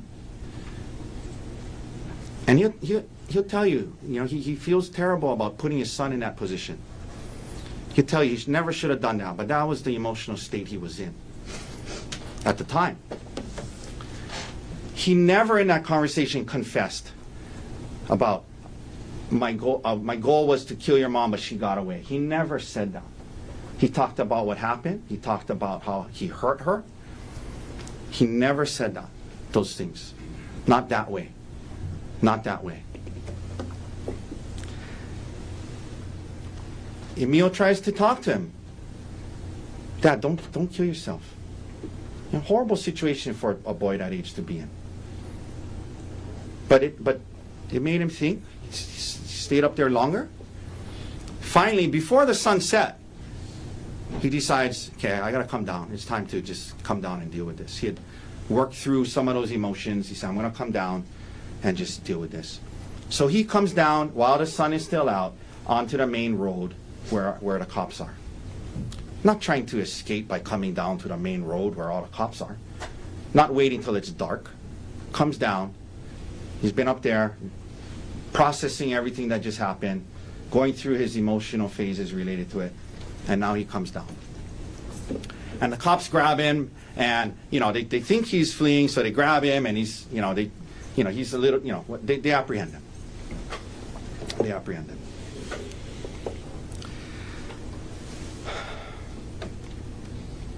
He'll tell you, he feels awful that she got hurt. And you'll see it. I'm telling you, there's blood everywhere. There's a big gash. It was just one, maybe two hits with the rock. And then that's it. That's it. Medically speaking, not that bad. Visually, the photographs look horrible. Just letting you know. But you hear from the doctors. It was not life-threatening. It was not serious bodily injury. They stitched her up. 3 days later, she leaves the hospital. 3 days later, she logs on. He mentioned it. She gets an attorney within a day or two. Someone who's attorney specializing in criminal defense, TROs, things like that. He gets an attorney. She gets an attorney. 3 days after this incident, she goes onto their joint accounts, moves $130,000. It's primarily his money without his permission. She's in touch with her attorney. They file a restraining order against him. The hearing's coming up. She knows she has to take the stand, testify under oath. Instead of take the stand, testify under oath, be cross-examined, she dismisses the restraining order against him. Shortly thereafter, you'll hear that she files for divorce. And you hear how even as recently as last week, her and her attorney that she signed off on this files something saying, because he attempted to kill me, I should get full custody of the kids, I should get the house, I should get half his retirement and keep mine. Things that she would never get absent these allegations. Just last week.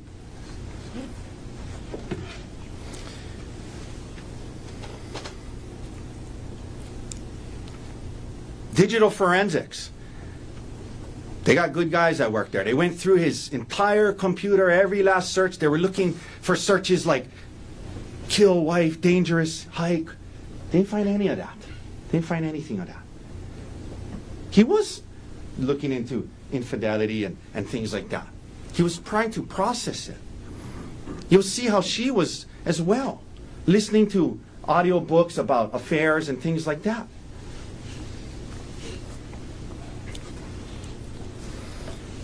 Ladies and gentlemen, I ask that you wait till you hear everything. Even the law on self-defense. Even the law on self-defense that you learn at the end. I ask you to keep an open mind. He never wanted her to get hurt. He feels terrible about that. He's disappointed in himself. He had a human reaction, a human reflex to her hitting him with the rock. And then he stopped. And then because of the person that he is, he was so disappointed that he went into this state of depression, suicidal thoughts. And that's why he was on the mountain.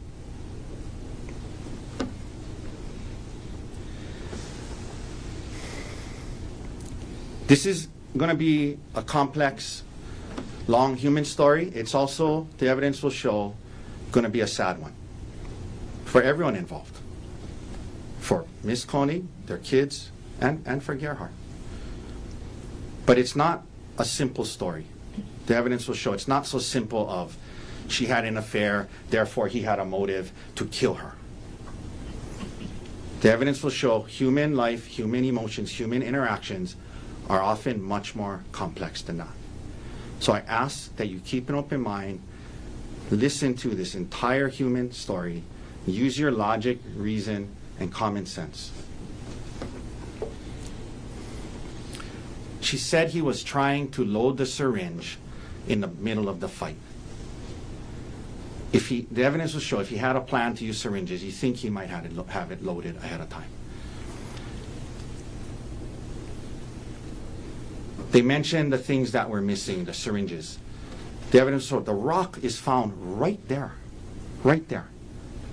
The evidence will show if somebody's going to hide evidence, they'd hide all of it. There was no syringes on the mountain, no attempt to throw him off a cliff. The witnesses got there at the very end. They did not see who started it or how it started.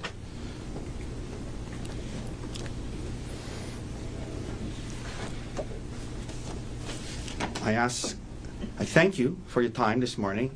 I thank you for keeping an open mind, as we know you will. As you now know, there are two sides to this story. And it'll be your job at the end to use your reason, logic, and common sense and see which one makes more sense. Was this about not being willing to take a selfie? Or was this about a lot more? Thank you.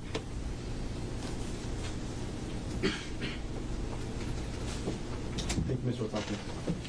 Ladies and gentlemen, let's take our first morning recess. Let's take a 10-minute recess. Ms. McCallum will collect you just after 10:40, and we'll come back into the courtroom. We'll begin the presentation of evidence. All right.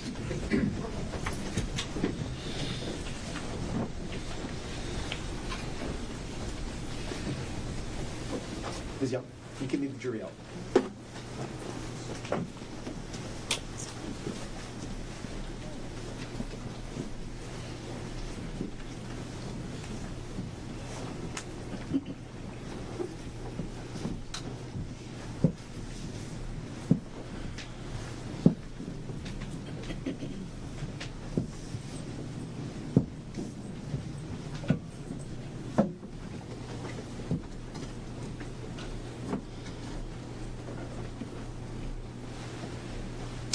Council, 5-minute recess. Could we maybe take 10? Sure. Thank you.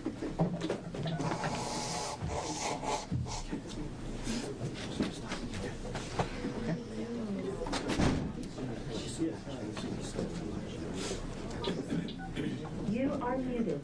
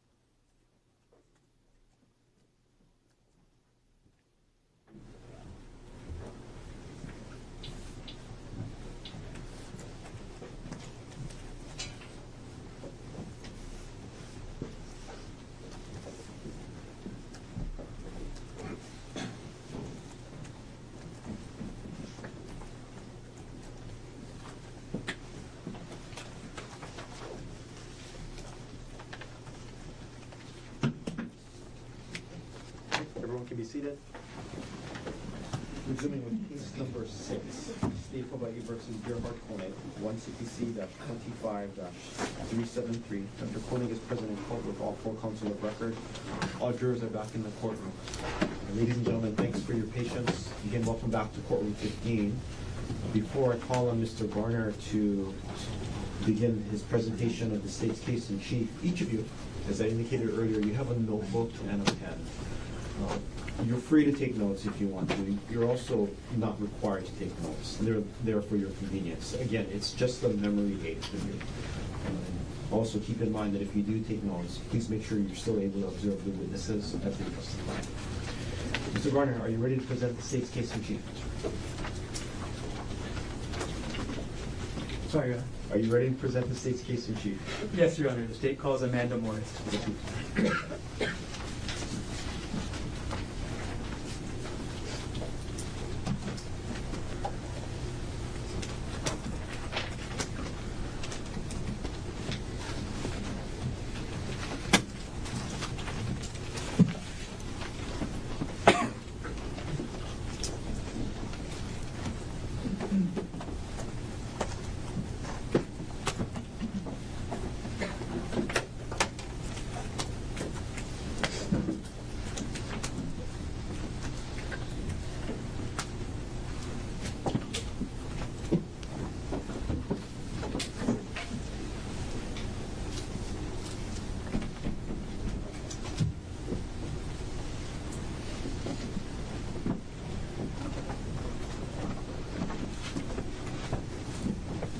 Raise your right hand, please. You do solemnly swear or affirm that the testimony you're about to give should be the truth, the whole truth, and nothing but the truth? Yes. Please have a seat.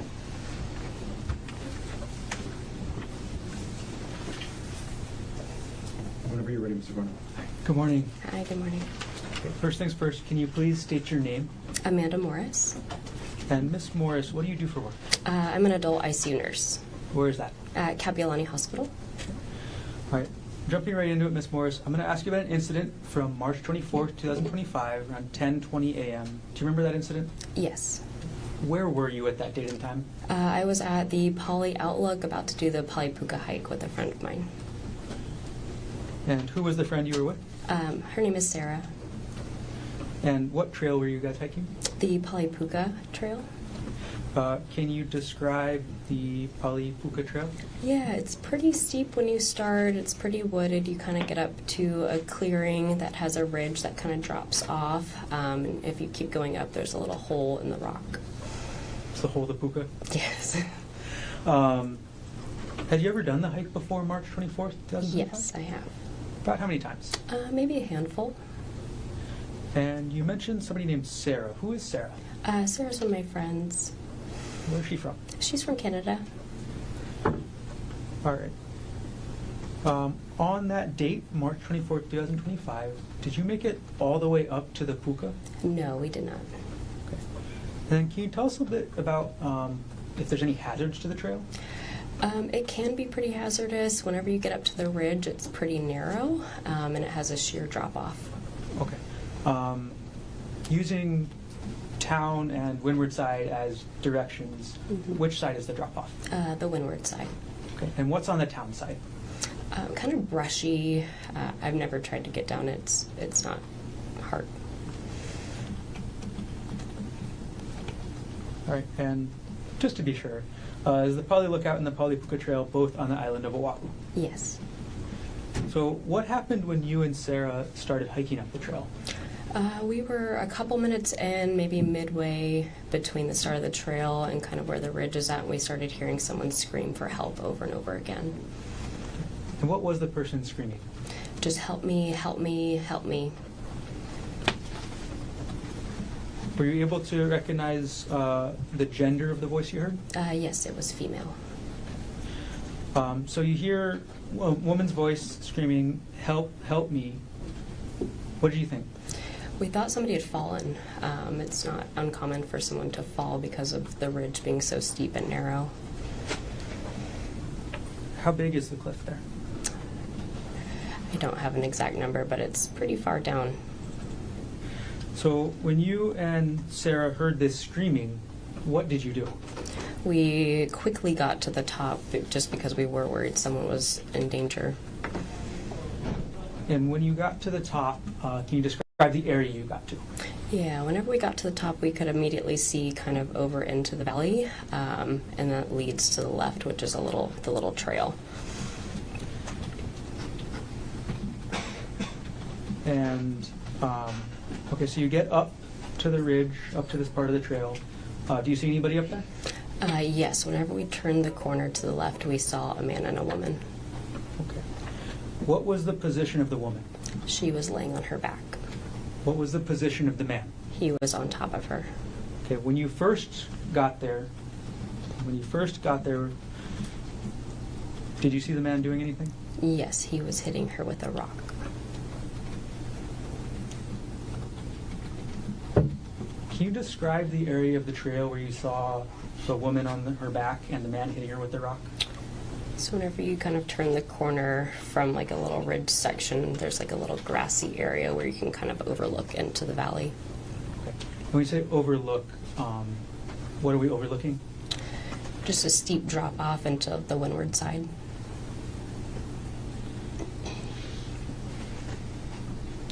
And you said you saw the man hitting the woman with a rock. Do you know where he hit her? Looked like in the head. What was the man wearing? It's like a light whitish gray shirt and blue shorts. If you were to see that man again, would you be able to recognize him? Yes. Could you please take a look around the whole courtroom?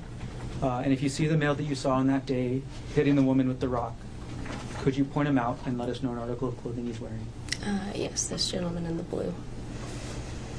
Sorry? Gentleman in the blue. Okay, Your Honor, let the record reflect the witness has identified the defendant. The record will reflect identification was made. Okay. Amanda, after you get up to this area, you see the man hitting the woman with the rock. Was the woman saying anything at that point? She was saying, help me, he's trying to kill me. After the woman said, help me, he's trying to kill me, what did the defendant do? They both saw us and he stopped and stood up. Did the defendant say anything? No. Right. Amanda, could you clarify the the timeline order, the three different things you told us this morning? Mm-hmm. The three different things, hearing the woman say, he's trying to kill me, hearing the woman screaming, help me, and seeing the defendant hit a woman with a rock. Could you put that into order for us? Yes, so we were hiking up the trail. We heard her screaming, help me, help me. We got up to the top, and whenever we first saw them, he was hitting her, and they both noticed us, and she said, help me, he's trying to kill me. After the woman said, help me, he's trying to kill me, how did you and Sarah react? We started to take steps back just because we were pretty close to the edge, and we were afraid that something could happen to us and that we were in danger.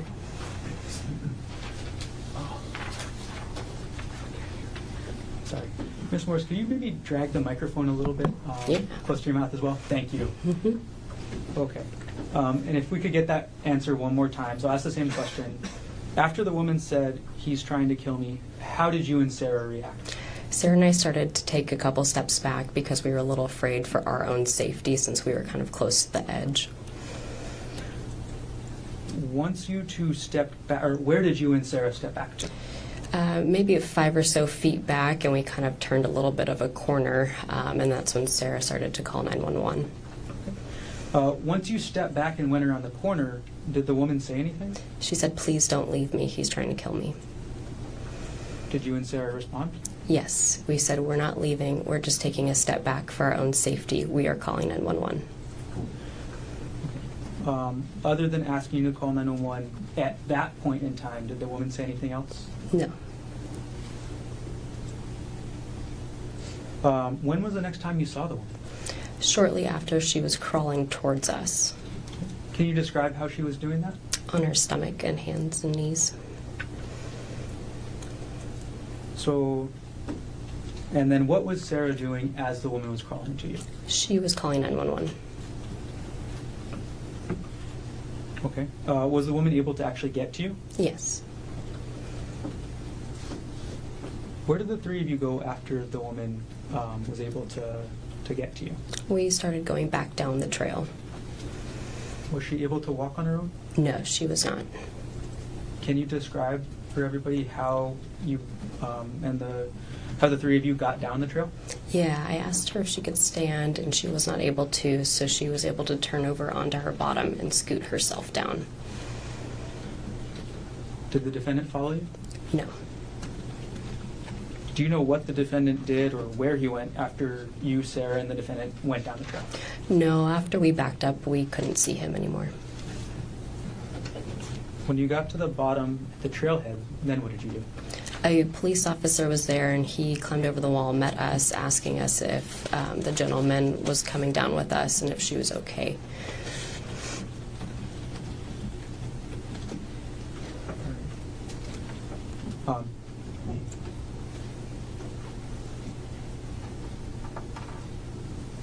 How far away were you from the defendant when you saw him up at the top of the trail?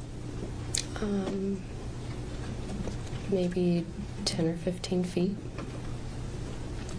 And were you able to get a good look at the woman? I was, but she was covered in blood. You say that, it's going to sound like a dumb question. Next, did she have any injuries? Yes. Okay. And what were those injuries like? Pretty big gashes on the side of her head.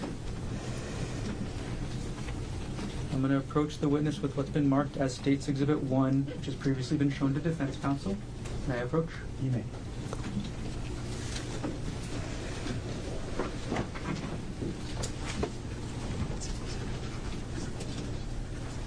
Ms. Morris, without showing the jury yet, do you recognize what I've just handed you? Yes. What is this? That is the injuries that we saw on the woman coming down from the mountain. Does this photo fairly and accurately depict the woman's injuries as you observed them on March 24th, 2025? Yes. At this point, the state moves to enter Exhibit 1 into evidence. No objection. Would have been marked for identification as State's Exhibit 1 if received into evidence. Here, does the state have permission to publish? Granted.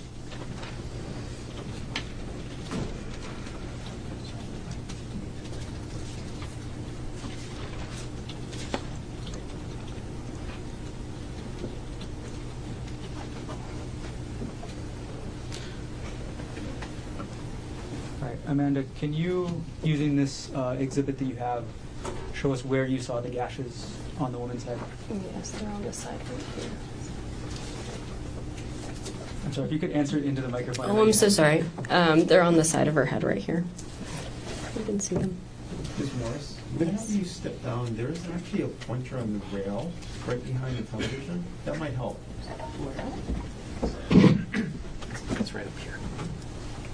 Oh, this one. Yes. These gashes. Thanks for pointing that out. Ms. Morris, do you know this woman's name? Yes. Who's the woman shown here in Exhibit 1? Ariel. Ariel. Mm-hmm. Thank you. I have no further questions.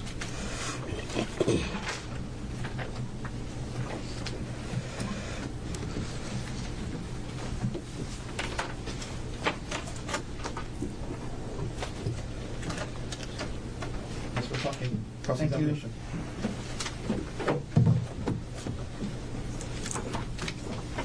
Good morning, Ms. Morris. Good morning. I'm going to ask you to keep your voice up. Okay. It's a little hard to hear, speaking to the mic. My name is Thomas Otaki. I'm the attorney for Dr. Konig. I just have a few follow-up questions for you. You mentioned that you've done this hike a handful of times before this March 24th date. Is that correct? Yes. And so you went on it, I guess, in initial time, and then you felt, you liked it, and then you went back and did it a couple other times, correct? Yes. Okay. So it wasn't the type of hike where, you went on it once and was like, oh, it's too dangerous, I'm never going to go again. You went back, and you were back again on this March 24th hike, yes? Yes. Okay. Now, because you've gone on this hike multiple times, you're familiar with the parking lot area, yes? Yes. And the hike trail shares a parking lot with the parking lot for the Pali Lookout, correct? Yes. And in your experience, that parking lot is often filled with tourist cars, rental cars, and people, correct? Yes. Okay. Can you always find parking? Yes. Okay, but there's often tourists going to the lookout and tour buses that share the same parking lot as the trailhead, correct? Yes. All right. Now, when you arrived there on the date of the incident, it was mid-morning, maybe a little after 10 a.m., is that right? Yes. You mentioned starting off on the trail and then hearing some yelling, correct? Yes. And at that time, you were about 5 minutes into the hike, correct? Yes. Okay. So 5 minutes in walking from this parking lot that has the tour buses, the people, and rental cars, correct? Yes.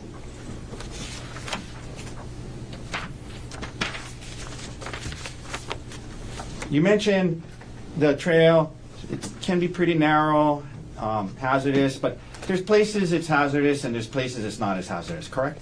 Yes. Okay. You said that you heard this yelling and you guys tried to get there quickly, yes? Yes. Because you thought somebody had fallen off a cliff, right? Yes. In other words, you didn't think at the time somebody was being attacked because they weren't yelling, help, help, he's hitting me, he's killing me. They just were yelling and you thought they had fallen off a cliff, correct? Yes. You guys get there quickly and your friend Sarah Bosch, how do you say her last name? Boschbaum? Brooksbaum? Boschbaum? Okay. We'll call her Sarah. So your friend Sarah is with you, yes? Yes. And she was kind of going up, when you guys heard it, you guys kind of quickly went up together, correct? Yes. And she was kind of like right by you when you guys got there, right? Yeah, she was right behind me. Right behind you, yes. You indicated that you see a man, women on her back, a man on top, and you indicate you see him hitting her with a rock, but you only saw him hit her one time, correct? Yes.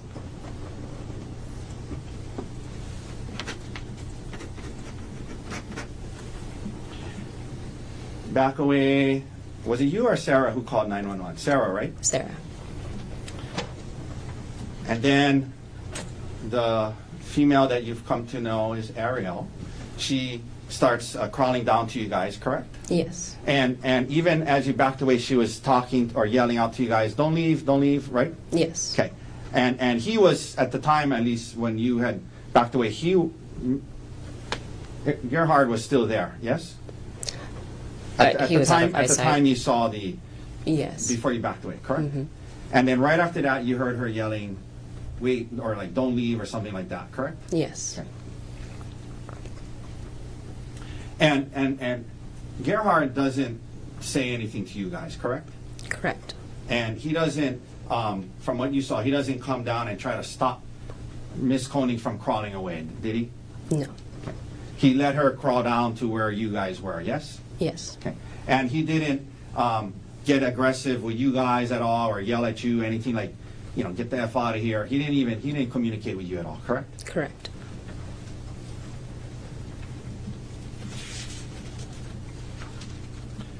And as she was crawling down to you, he doesn't come back and kick her or hit her with the rock again. He lets her get back to where you guys are, right? Or get to where you guys are, right? Yes.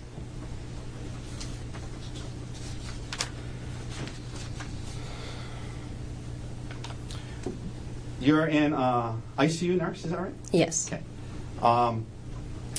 During the time period you were assisting Miss Konig, she did not lose consciousness, correct? Correct. She was awake and alive and scooting to you, yelling out to you guys, correct? Yes.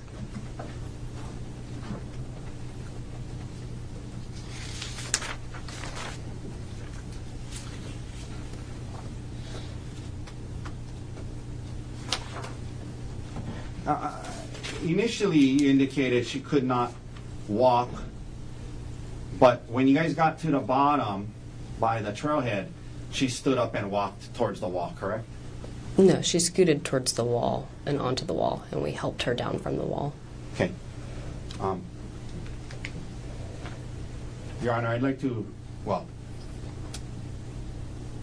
Defense Exhibit 177 is body cam video of one of the officers. If we would seeing the police officer's body cam videos of when the three of you guys were coming off the trailhead help you refresh your memory as to whether she stood up and walked down? Yes. Okay. Your Honor, I apologize. I wasn't able to have I wasn't able to show it to her ahead of time. Is there you stipulate to the showing the? Do you have it on a smaller player, like an iPad, We can, if we can take a 1 sec. I apologize. or just on a computer or a laptop? Sure. Can we approach and show her? Absolutely. Okay. And with no audio. Okay. Mr. Dirks is going to come show you the video. Okay. And just watch it to yourself, and then I'm going to ask you a question after when you're done.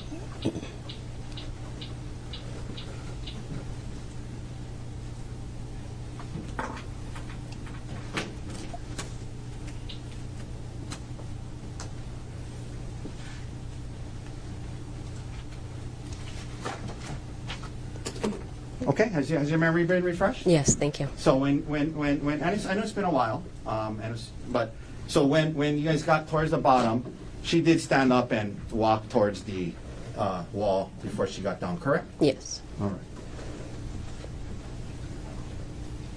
right. And ma'am, you never saw any vials or syringes, correct? No. Okay. Well, I asked that the wrong way. Did you see any vials or syringes? No, I did not.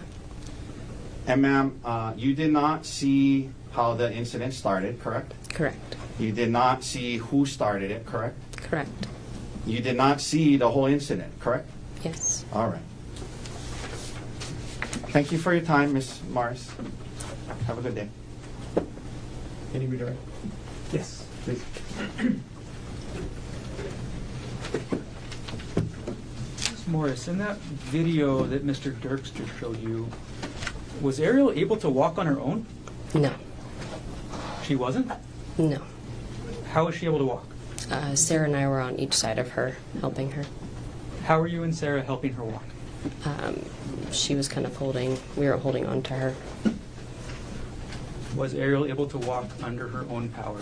No. Objection, calls for speculation. No, overruled. No, sir. Was Ariel able to walk under her own power? No. A couple other things I want to follow up on. You described to Mr. Otake that Sarah was right behind you. Yes. Okay, is that when you guys, or when was Sarah right behind you? Whenever we got up to the top. Okay, so in order of who got to see the defendant and Ariel first, who got to see her first? I did. Okay. And last thing, Mr. Otake asked you about the rest of the trail. What's the rest of the Palipuka Trail like? It's Objection, vague as to the rest of it. Okay. You were asked if you hiked the whole trail before, is that right? yes. Okay. Can you describe what the trail is like above where you saw the defendant and Ariel? It's a pretty narrow ridge to get to the rest of the puka. Is it more exposed to the cliff or less exposed up there? I'd say more. Okay. Is it more dangerous or less dangerous the closer you get to the puka? More dangerous. Thank you. Very briefly, Aaron. Okay, ma'am. You were asked about her walking. There was a time when you got to the bottom, you saw the video where she stood up and the two of you was side by side, and she was walking on her own legs as you guys are on the side of her, right? Correct. Yes. And you're an ICU nurse, right? Mm-hmm. You didn't. Neither of you let her go and tried to let her walk on her own because you thought she might fall, right? Correct. Okay. So you didn't try.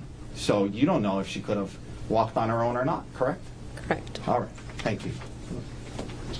Ms. Morris. Thank you very much. Thank you. You can sit down. Watch that first step. Mr. Garner, state's next witness. The state calls Sarah Bucksbaum to stand. I could have just a moment. Of course.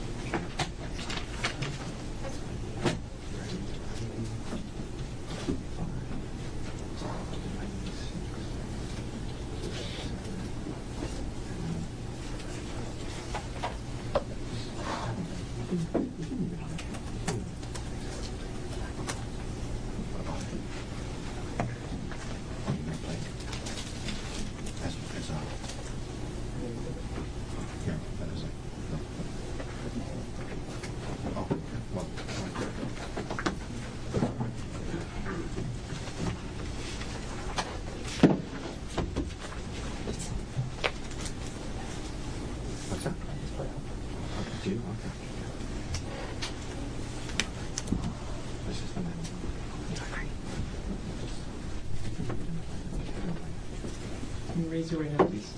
Right here. You do solemnly swear or affirm that the testimony you're about to give will be the truth, the whole truth, and nothing but the truth? I do. Please, have a seat. Okay. Good morning. Good morning. First of all, before I ask you any other questions, can you pull the microphone as close to your face as possible? And as we go through the questions, can you speak into the microphone as much as possible? Okay. Okay. Can you please state your name? Sarah Buxbaum. Right. Miss Sarah, where are you from? I'm from Vancouver, Canada. And what do you do for work? I'm a registered nurse. All right. Jumping right into it, I'm going to ask you about an incident from March 24, 2025. Do you remember that incident? Yes. On March 24, 2025, around 10 a.m., where were you? On the Polypuka hike. Okay. Is the Polypuka hike on the island of Oahu? Yes. What were you doing on Oahu in March 2025? I was here on vacation. How long were you staying? About 2 weeks. When were you scheduled to leave? I was scheduled to leave that night, actually. Okay, so you're leaving the night of March 24th, 2025. Was anybody up with you at the Polypuka on March 24th of last year? My friend Amanda. What were you and Amanda planning to do up there? Just hike. Okay. And what hike were you going to do? The Polypuka hike About what time did you start the Polypuka hike? at 10:24. So 10:24 a.m. Mm-hmm. Had you ever been on that hike Sorry, before? yes. Yes. Yes. Sorry. Had you ever been on that hike before? Yes. How far into the hike did you get that day? Approximately like 4 or 5 minutes in. Can you describe the beginning section of the trail? The beginning section is a bit of a bamboo forest where you're just uphill with dirt. And then once you're about 4-ish minutes in, you get to the clearing of the ridgeline. Got it. And what happened as you and Amanda were hiking up the trail? We started hearing a woman screaming for help. You said it was a woman screaming? Yeah, it was a woman desperately screaming for help. What was she screaming? Help, help, help. When you heard the woman screaming, help, help, help, what did you think? We initially thought it was someone falling off the edge of the cliff, so we started running in the direction of the screaming.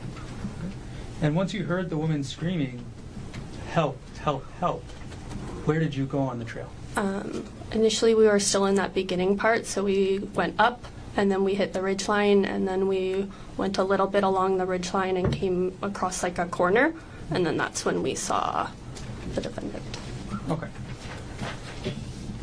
So can you describe, first of all, what you saw when you turned that corner on the ridgeline?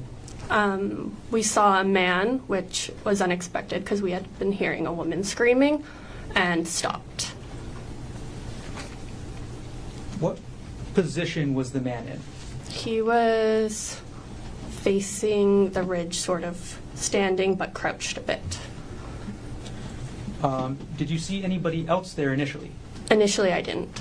Okay. Did you see anybody else there eventually? Yes, Who else did you see? I saw Ariel. What position was Ariel in? When I saw her, she was on her stomach crawling towards us. Now, how close was the man to the edge? Fairly close. Okay. And what was over the edge of the trail? Nothing. It's just rich and then drop down. Got it. Okay, so a drop. Yeah, a big drop. Did the man have anything in his hands? He had a rock. If you were to see the man again, would you be able to recognize him? Yes. If he's in the courtroom today, could you point him out and let us know an article of clothing he's wearing? He's wearing the blue shirt. Okay. And Your Honor, may the record reflect the witness has identified the defendant. Record will reflect identification was made.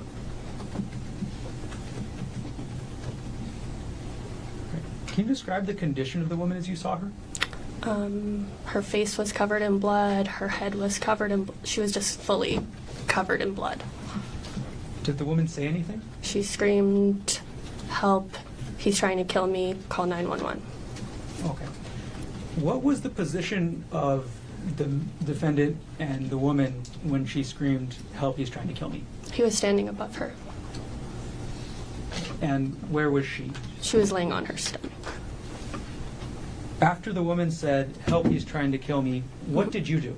We initially backed up a bit because we were right on the edge and we didn't want to get attacked. So we backed up so we were in a safer area. And as we were backing up, I was calling 911 and Amanda was yelling at her saying that we were calling for help. In that 911 call, what were you telling the dispatcher? What we had just seen, that we saw a woman said that she was being attacked. I'm sorry, Sorry. Sarah. I think I asked that question. When you were making that 911 call, were you describing what you were seeing as you saw it or immediately after? Immediately after. Okay. I'm going to approach now with this one marked as State's Exhibit 3, previously provided to defense counsel.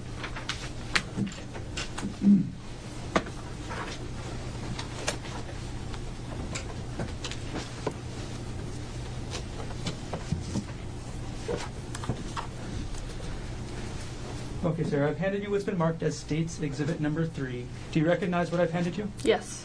What is this? This is a recording of the 911 call. Did you review what's on this disc? Yes. What is on the disc? I'm sorry, you've already answered that. Is the recording of the 911 call on that disc a true and accurate recording of what you described to the 911 operator on March 24th, 2025? Yes. Okay. After you reviewed the disc, what did you do with it? I signed it and then they put it back and then they took it away. Okay. Is that the same disc you reviewed? Yes. Is that your signature on the disc? Yes. Okay. At this point, the State will move Exhibit 3 into evidence. Mr. Otake. No objection. What is marked for identification as State's Exhibit 3 is received into evidence. Okay, and Sarah, if you can bear with me for a moment, I'm going to publish State's Exhibit 3.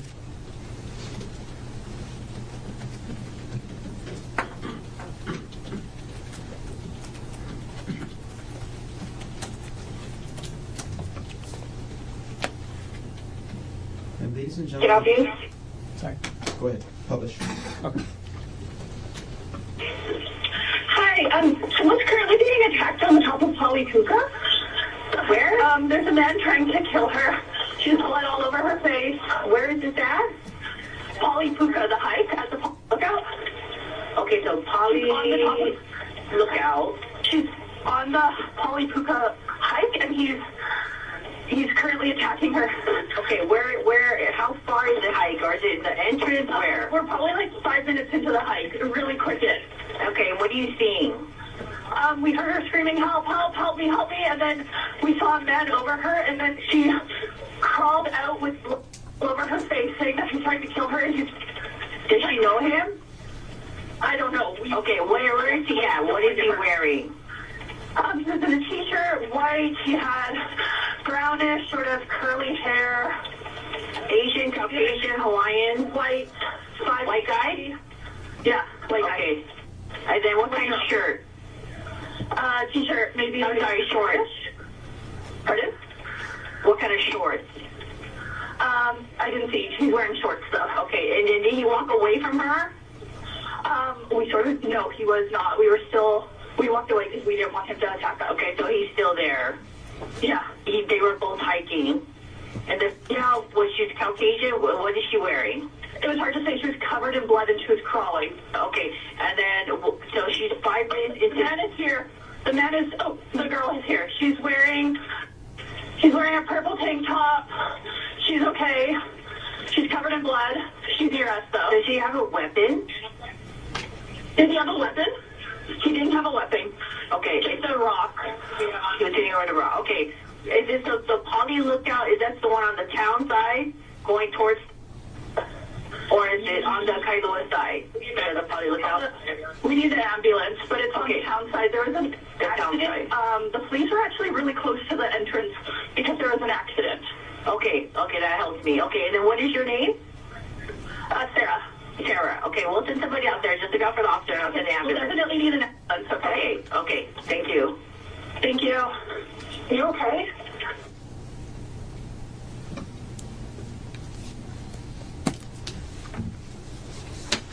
Okay. After you made that 911 call, Sarah, what did you and Amanda do next? We hiked down with Ariel. Can you describe for us what it was like hiking down that trail with Ariel?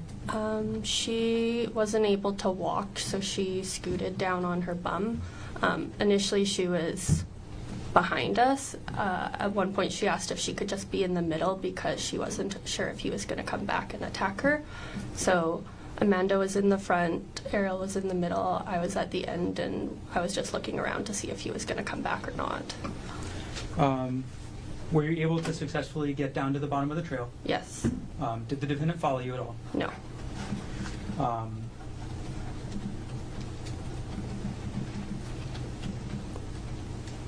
When you were up on the trail, when you initially got to that clearing and saw the defendant, were you able to get a good look at him? Yes. Did you make eye contact? Yes. How long did you make eye contact with the defendant for? Approximately 30 seconds. Can you describe seeing the defendant's eyes? It's like a cold, emotionless stare. How did you feel as you made eye contact with the defendant? I felt very uneasy.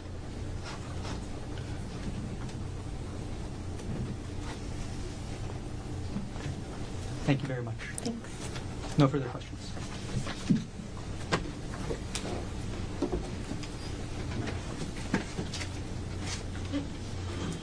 Cross-examination. Good morning, Ms. Bushbaum. Hi. You indicated 30 seconds, cold stare, looking into his eyes for 30 seconds, uneasy feeling you had, correct? Yes. Good look at him, yes? Yes. Okay. Isn't it true later that same day when the detective showed you a photo lineup that you initially picked the wrong person out of the photo lineup? That was the next day. Oh, I'm sorry. Okay, I apologize. The next day, you yes. picked the wrong person out of the photo lineup initially, correct? Initially, because... That's just my question. Yeah. Okay. Did you pick the wrong person out of the photo lineup initially? Yes. And then when the detective said, keep going, then you said, oh, wait, that's him later, correct? When I saw his eyes, yes. Yeah. Well, number two who you picked, you saw the eyes, correct? They had stated that it could be like an older photo of him and he could look different. I'm just asking you, when you looked at photo number two and said that was the person, you could see that person's eyes in the photo, yes? Yes. Okay, ma'am, you live in Canada? Yes. All right. The prosecutors flew you in to testify today, yes? Yes. And this was not the first time doing this hike, was it? No. And you had gone on the hike before, correct? Correct. And you felt the hike was safe enough for you and your friend to go again, yes? Correct.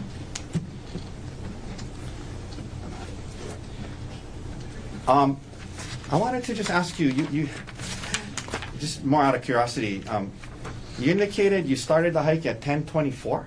Correct. That's pretty specific. Did you have like a...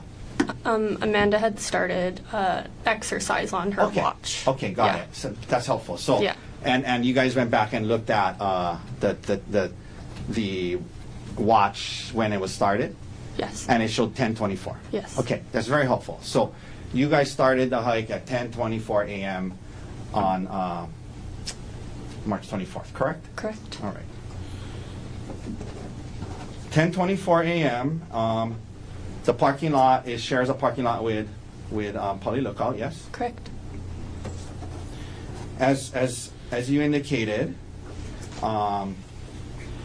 you guys were just about 4 minutes into the hike, correct? Correct. And in fact, on the 911 call, we can hear you saying, we're really quick in, just about 5 minutes in, yes? Correct. So when you heard this, you were just about 4 to 5 minutes in from the busy parking lot where the tourists park to go to Poly Lookout, correct? Correct.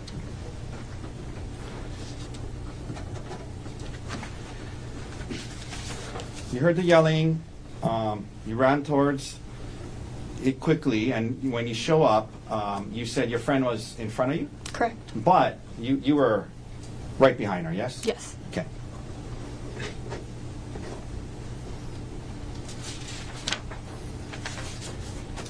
And in fact, you didn't see the man hit the female, correct? Correct. Okay.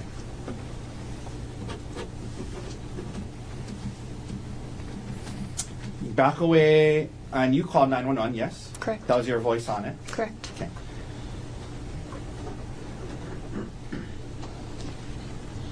And you mentioned at some point she starts kind of crawling towards you, is that right? Yes. Okay.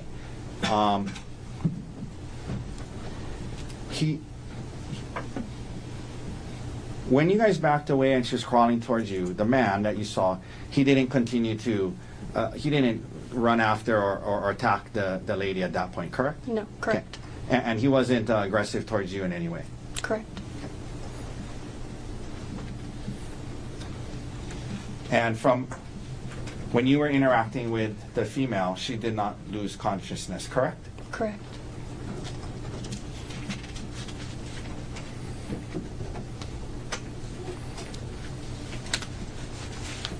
You mentioned her crawling down. At the very end, when you got towards the wall, she stood up and you guys kind of helped, and she walked towards the wall, correct? Yeah, there was myself, Amanda, and I believe an officer that were trying to help get her down the wall. Yeah. And well, before you got to the wall, she stood up and walked towards the wall, yes? With us supporting her. Right. Right? Yes. Okay.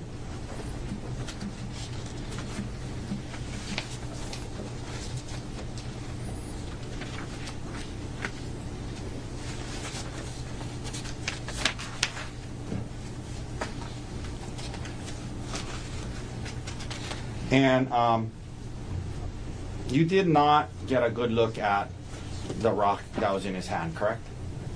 No, probably saw it briefly. Okay.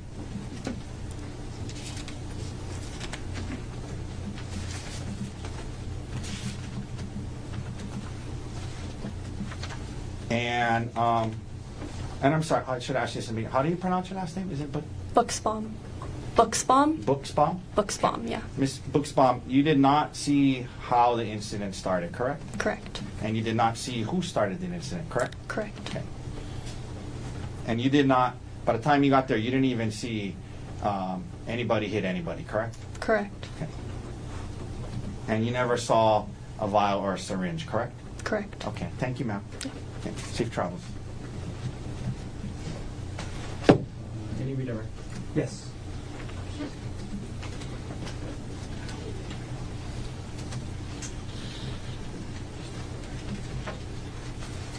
Okay. Hi, Sarah. Hi. You were asked some questions about a photo lineup. Correct. And it sounded like you wanted to say something, but didn't get a chance. So what did you want to say? Initially they had told us that the photos for the photo lineup could be old photos. They could be, he might not look like that currently, so that's why initially I thought maybe it might have looked like him. I wasn't 100% sure, but then when they showed the photo of him, I just had like this feeling within me, like I saw the eyes and it was immediately, I knew right away. Like I had a gut reaction, I had a body reaction. It was very apparent that was him. Thank you. No further questions. Thank you. But you did initially pick out a different man, right? Correct. All right, thank you. Any other questions, Mr. Warner? No. Ms. Buckbaum, thank you very much. Thank you. What's that first step? Okay. Approach off record.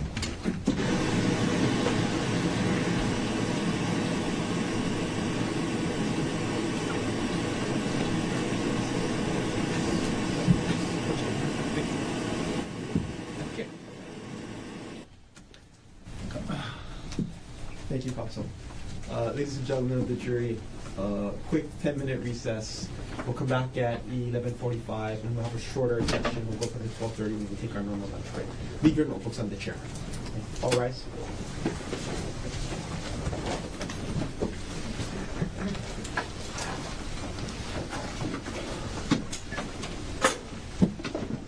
Ms. Young, whenever you're ready.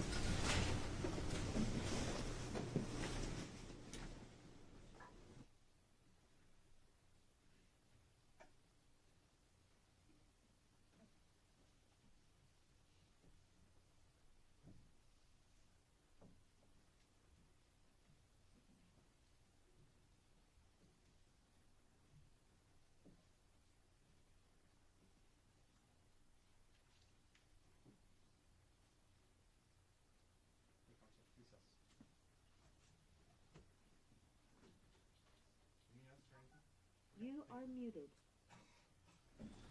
I'm sorry, before we go off record. I thought we were calling for lunch recess. I'm sorry? I thought we were calling for a lunch recess. We are. No. Oh. Oh. So- Because I also thought lunch. yeah, I thought lunch because I think it's the officers aren't coming till after. Officer should get here around noon. Oh, I'm sorry. Yeah, sorry, I misunderstood as well. Yeah, We just have the jury when they come back. We're gonna finish. We're gonna finish more. You want me to call the lunch recess now? Yes. I thought that. Sorry, I thought that was clear. Oh, no. I told the jury we'll come back in 10 minutes and then get to lunch. Mr. Pacar's eating already. I'm sorry for the confusion. We are moving actually pretty fast. Yeah, we're good on time. We're gonna finish because that's the only other two you have today, right? 2 more witnesses. Yeah, they're gonna be not that long. What time do you guys want to come back? 12:45. Yeah. Yeah. Sorry, Oriana. Can you just tell them early lunch, come back at 12:45?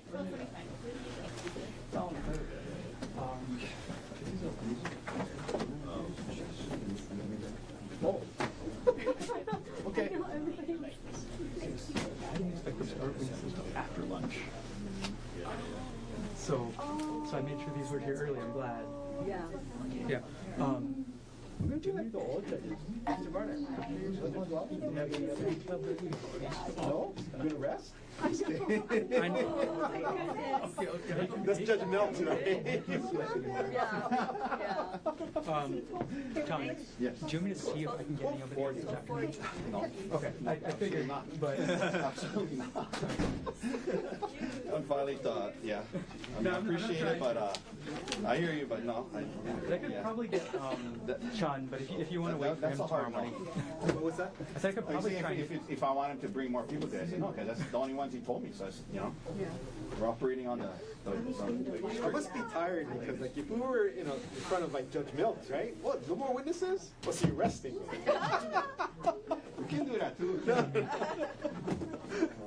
you got exhibit 1 and exhibit 3. Yeah. Okay. Thank you. So now we're on the mindset. No, it's so, I keep track to it. So funny, you guys are only too happy for me to call the reason. Yeah, that's why we were so excited.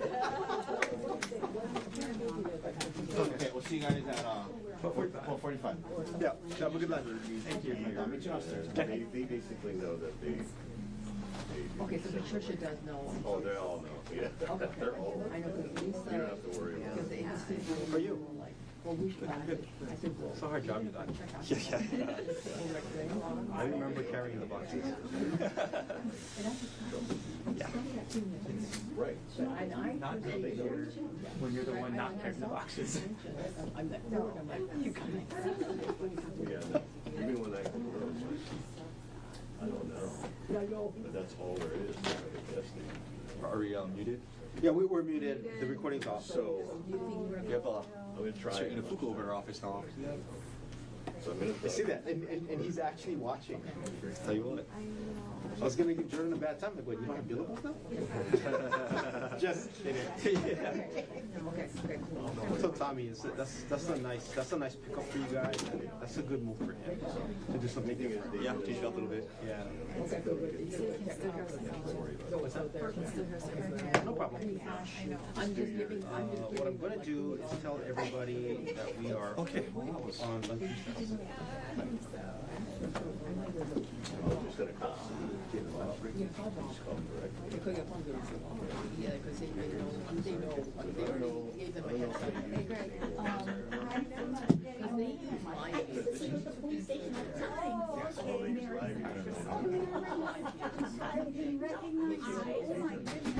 TV, no, they use TVU. That's why I use That's why I use No, it's great. Yes. You're good. Nothing. Nobody.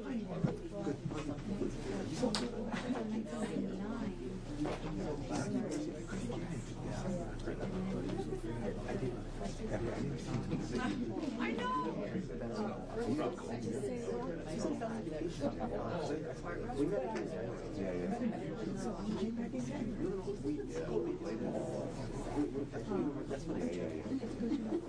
During the recesses, these guys would get They take the camera up to the yeah, I know. Okay. Yeah, it just goes straight up to because like it shows straight up. You know what I mean? Like right now it's it's supposed to be going up. Oh, that's right. I can tell from that. Yeah, okay. Because yeah. What's that? Okay, you got you. I'm gonna let the guy know. Thank you. Okay. And then Greg, we're on lunch recess now until 12:45. They want so early lunch. And then you guys come 12:45. 12:45. Okay. So about an hour. You the man. Thank you. I'll go let them know. I know, right? That guy's out tomorrow, right?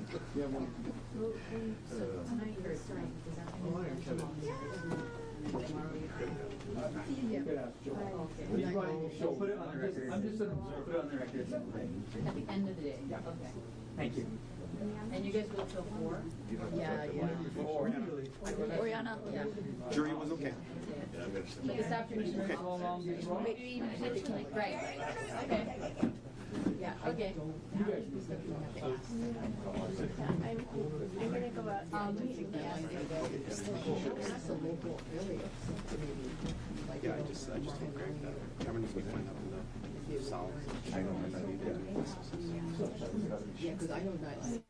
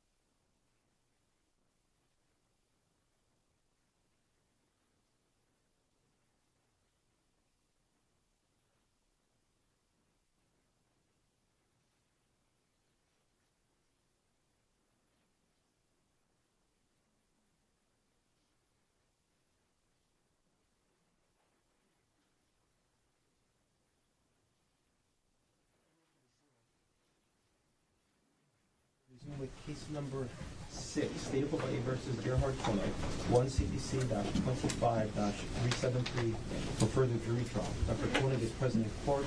All 4 counsel of record are present. All jurors are back in the courtroom. Ladies and gentlemen of the jury, good afternoon. Welcome back to courtroom 15.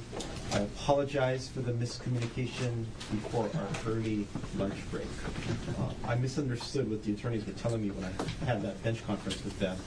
So what I thought was going to be a regular recess ended up being an early lunch recess. So thanks again for your flexibility. The silver lining to the early lunch is with a little bit of luck, we might end a little bit earlier than expected, which means you get an earlier start on the commute home in the bad way. So there might be a silver lining to this. So thank you for your flexibility and your patience. Mr. Garner, are you ready with the state's next witness? Yes, Your Honor. The state calls William Oku III to the stand. Can you please stand? Raise your right hand. You do solemnly swear or affirm that the testimony you're about to give will be the truth, the whole truth, and nothing but the truth? I do. Have a seat.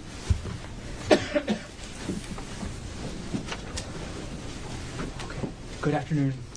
Good afternoon. Okay, before we go any further, can you hold the microphone as close to yourself as possible? All right. And do your best to speak into the microphone for the rest of your testimony today, okay? Will do. Okay. First of all, can you please state your name? William Oku III. And what do you do for work? I'm a Honolulu police officer. How long have you been employed by HPD? Just a little over 10 years now. Were you employed and on duty on March 24th, 2025? Yes, I was. What was your assigned unit on that date? During that time, I was part of the strategic enforcement detail under the homicide detail. On that date, were you dispatched to the Poly Lookout area? Yes, I was. And around what time did you get there? It was approximately 12:45 p.m. Was the Poly Lookout in the surrounding area in the city and county of Honolulu, state of Hawaii? Yes, it is. In general terms, can you explain what your involvement at the Poly Lookout area was on March 24th, 2025? Sure, I was assigned to canvass that area. What is canvassing? Usually in this case it would be you were looking for something in that area, in layman terms. And in this case, what was the primary thing you were canvassing for? A suspect. Okay. Other than the suspect, were you canvassing for anything else? Oh, no, not at that time. Can you estimate how many people were involved in the canvassing on March 24th, 2025? Sure, approximately 5 officers, Okay. including myself. Yeah. Is this all officers, or is this a specific unit you're talking about? Just a specific unit. Okay, which unit had about 5 officers there? The strategic enforcement detail. Were there any other agencies present? Yes, there was. Who else was there? I believe it was DLNR and DoCare. All right, and did you prepare any diagrams as part of your work on this case? Yes, I did. Would those diagrams help explain the rest of your testimony today? Yes, it will. Gotcha. All right, I'm going to approach with what's been marked as States Exhibits 18 through 21, previously shown to defense counsel.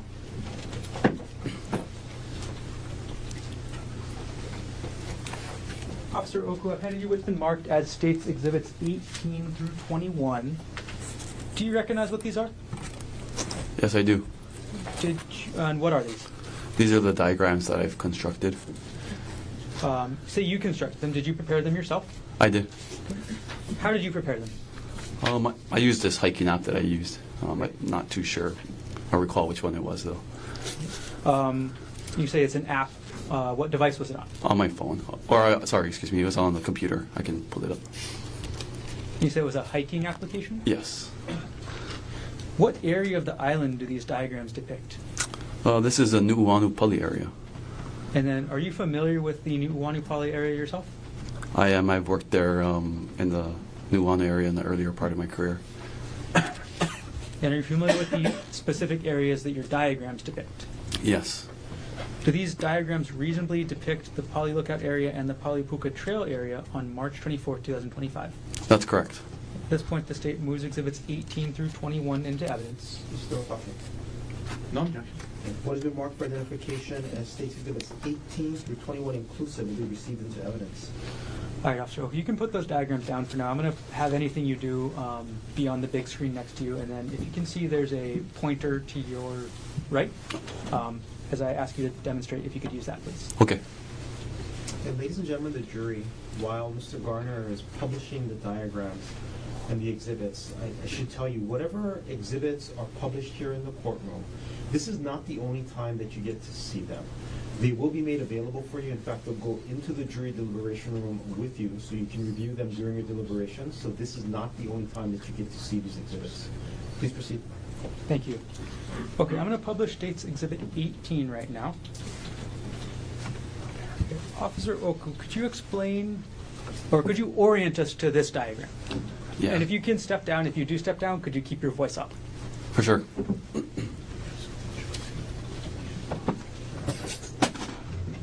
So this is the diagram that I created, which was the area of the New Pali and Pali Lookout Trail. Where's the Pali Highway on this diagram? That would be this yellow line here.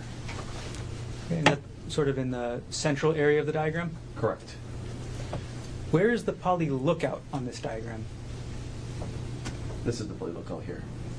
Okay. And that is on the bottom right? Correct. Where is the Pali Puka Trail on this diagram? That would be this area here, which is a ridge line. And I know you said you used a computer application, a hiking application to make this. Did you add anything to the diagram? Specific locations, yes. Okay. We're going to go through those. I see a red X on the right side of the diagram. What does the red X represent? Sure, this red X depicts where the scene was. What does the black star in the central area represent? This is the black star here, which is along New Pali Drive, I believe, and that is where the suspect was located. What does the purple area represent on the right side? This purple area represents the, I guess, area I searched. I conducted a search, and it's just the boundaries. Got it. Okay, I'm going to keep you standing there. I'm now going to publish State's Exhibit number 19. Okay, Officer Oku, could you orient us to this diagram?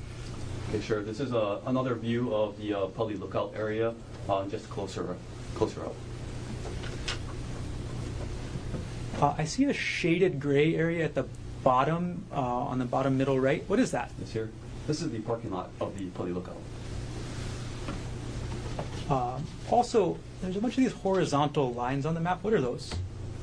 These lines here? Yes. These are our what they call contour lines, and in a topography map, it represents the, I guess, elevation gain, or if the lines are closer together, it represents that the terrain is steeper. If it's further apart, the terrain is usually flat. And in a topography map, it usually just indicates the slopeness of the terrain. How many vertical feet of elevation are between each line in this diagram? Just foundational objection. State. Do you know the amount of vertical feet that are between each line? About 40 feet. Well, yeah. It's the same objection. I mean, it's just a lack of foundation in terms of who made this map, where that hearsay information is. State. Foundation, please. Officer Oku, are you familiar with topographical maps? I am. How do you become familiar with them? I use it while I hike. Sorry? I hike and I use it while I hike.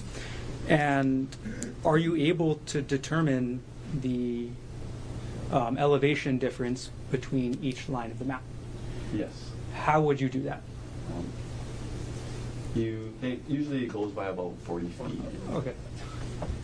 I'm going to go back. Can we approach? Sure, come on.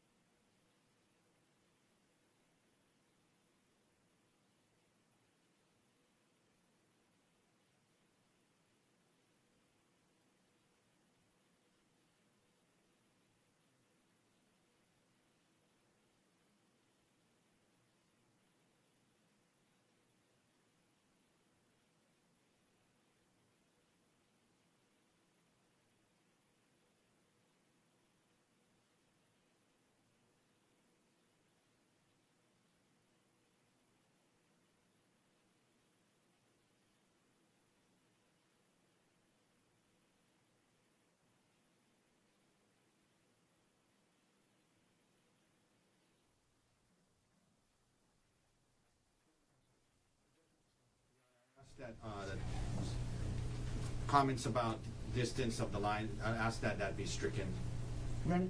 Officer Oku's last testimony about the distance of the lines stricken from the record. We're gonna move on, officer. Okay. Looking at this purple area on the right side, can you remind us what that was again? Yeah, this was the area that I conducted a search for the suspect. How long did you search for the suspect in this area? That was approximately 4 to 4.5 hours. What was the terrain like in that area? It was dangerous.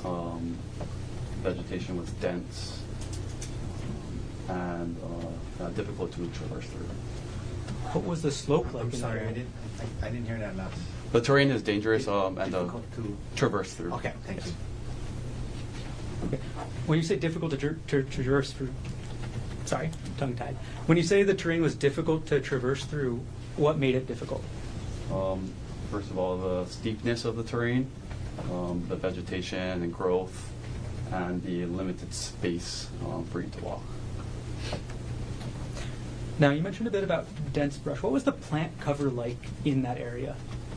It was heavy, but the trail, there's obviously a trail, but to the left and right, it was heavy. Okay. And what was the specific coverage like kind of at the ground level? It was rock, scree, loose rock, boulders, and plants. Okay. And what was the ground coverage like off of the trail? A little more dense brush. Did you have any safety concerns canvassing this area? I did. What were those concerns? Obviously, the safety for myself and other officers, either falling off of the cliff, and also the suspect. Right. I'm going to move on and publish State's Exhibit number 20. Officer Oku, can you orient us to where this to what this diagram is showing? Sure. This specifically shows the area where I searched on the public lookout. Okay. Is this the same view or a different view? It's the same view.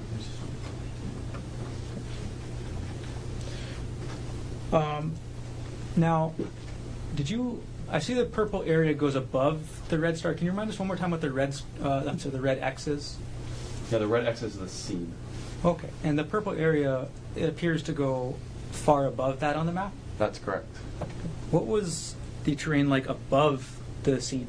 It became increasingly more dangerous, a little more narrow, and exposed. And for non-hikers, what is exposed? Sorry, exposed to the cliff face a little more, and obviously the weather.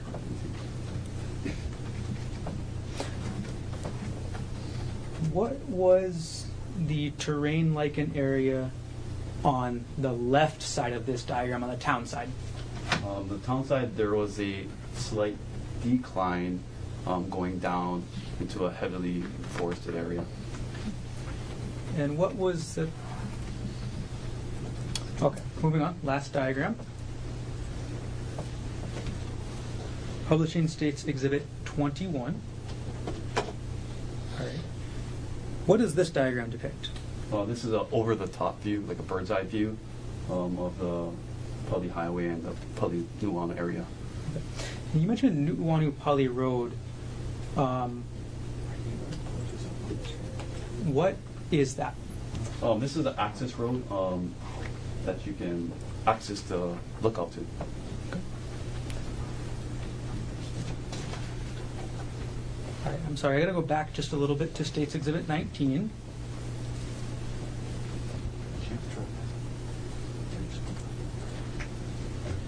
Okay, and I'm actually going to circle an area on the map using the iPad here. What was the terrain like in this area? Well, objection, lacks foundation. It's not an area he canvassed. Sustain. Officer Oku, are you familiar with this area? I am. Have you ever been there before? No. Okay, how do you become familiar with the area? Well, I can see that area when I'm hiking up and down. So. Okay. So what is the, I guess, not the terrain under the trees, but what is the general terrain like that you could see? It's a mountainside with canvas trees and brush. Okay. All right, you can have a seat.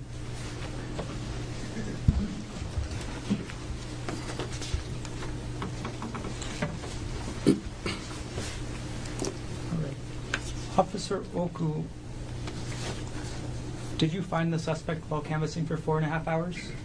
He was located, yes. I'm sorry. He was. Did you find the suspect? No, I didn't find the suspect.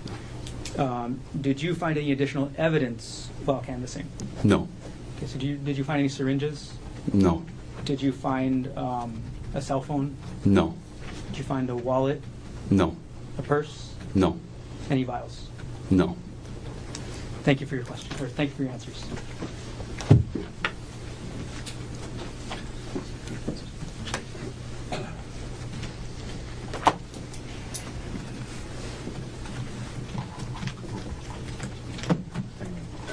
Cross-examination. Thank you. Good afternoon, Officer Oku. Good afternoon. Thank you for being here. Just a few questions. Now, you indicated that you're familiar with that hike and that parking lot area, is that right? That's correct. And is that from your work? Did you used to be on patrol in the Nuuanu area? During patrol and as well as missing persons detail. Okay. And then also, had you ever hiked on that hike before this? I have. Okay. And it's true then that the parking lot that you access the trailhead for, it's the same parking lot for the Pali Lookout, yes? Correct. And in your experience in all these different ways, the Pali Lookout at midday, 10 a.m., it can be pretty crowded, yes? Absolutely. Okay. Now, you indicated you canvassed the area, meaning you searched the area, yes? Yes. And in addition to searching for a suspect, you were also canvassing for any evidence pertinent to the case, correct? Oh, that's correct, yes. Okay. And so not only are you walking around or hiking around looking for a suspect, but you're keeping an eye out for evidence as well, yes? Yes. Okay. And you said about 4.5 hours, is that right? Correct, approximately. Okay. I wanted to ask you, can we pull up exhibit, Your Honor, it's already in evidence, exhibit 20. If we can put it on the screen, please. Mr. Dirks will help us with that. Okay. Okay. Does it get bigger than that, or? Okay. I think everyone can see it. I guess the question I had is, may I approach, Your Honor? Okay. This, this pink area here. Yes. You said that's the area you canvassed? That's correct. Did you have like a GPS thing that helped you pinpoint that was the area you canvassed? Or was this kind of more of an estimation? More of estimation. Okay. So in other words, you took this map and then kind of estimated how far this way or that way and how far up you went. Is that right? Correct. Okay. But no GPS exact pinpointing that these are the areas we canvassed, correct? Correct. All right. But your best guess, right? Our best estimate, right? Yes. Now, you said that the X is what was reported to you to be the scene, yes? Correct. And then you went all the way up higher, correct? Yes. And I think you said above the X, when you got higher up, it was more exposed, yes? That's true, yes. Meaning exposed to the cliff edge, correct? Yes. But you mentioned the lower part where the scene and down that way, down back towards the parking lot, there was heavy vegetation, you mentioned, yes? Yes. Okay. I think you mentioned the vegetation was dense, right? That's correct. And on the left and the right of the trail, the vegetation was heavy, but there was a trail, yes? Yes. Okay.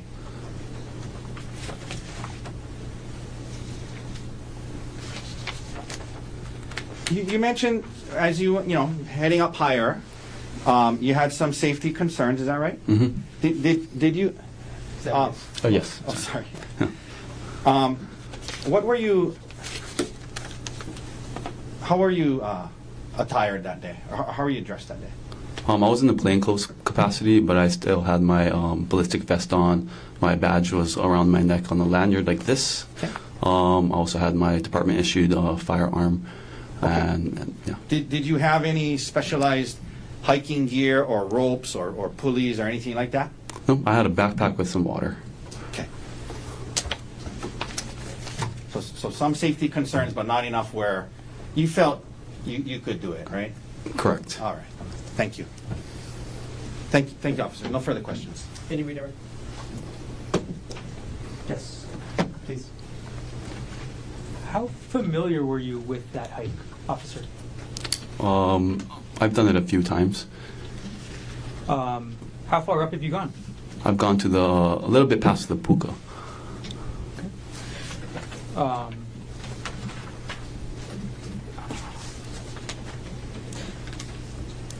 Since we've asked about your experience, I'll ask this. In your experience, what level of danger is this trail? Well, objection vague. In your experience, how dangerous is this trail? Same objection. Overruled. It could be very dangerous. Now, you were asked about the scene and about the brush at the area near the scene. Is there any exposure at the scene that you saw in there? Yes, there is. What exposure is there at the scene? There is the cliff to the right. And I know you were asked about the estimating the area you searched. Were you able to search the bottom of the cliff yourself? I attempted to. How so? I went on to the Kaneohe side, and I believe that's the golf course area, to see if I could get to the base of the cliff. But due to the, I guess, daylight and the accessibility, it wasn't possible.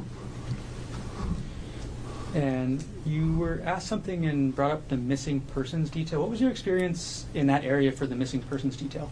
I've had a few cases where there were missing persons located at the bottom of the Pali Lookout. Understood. Okay. Thank you. No further questions.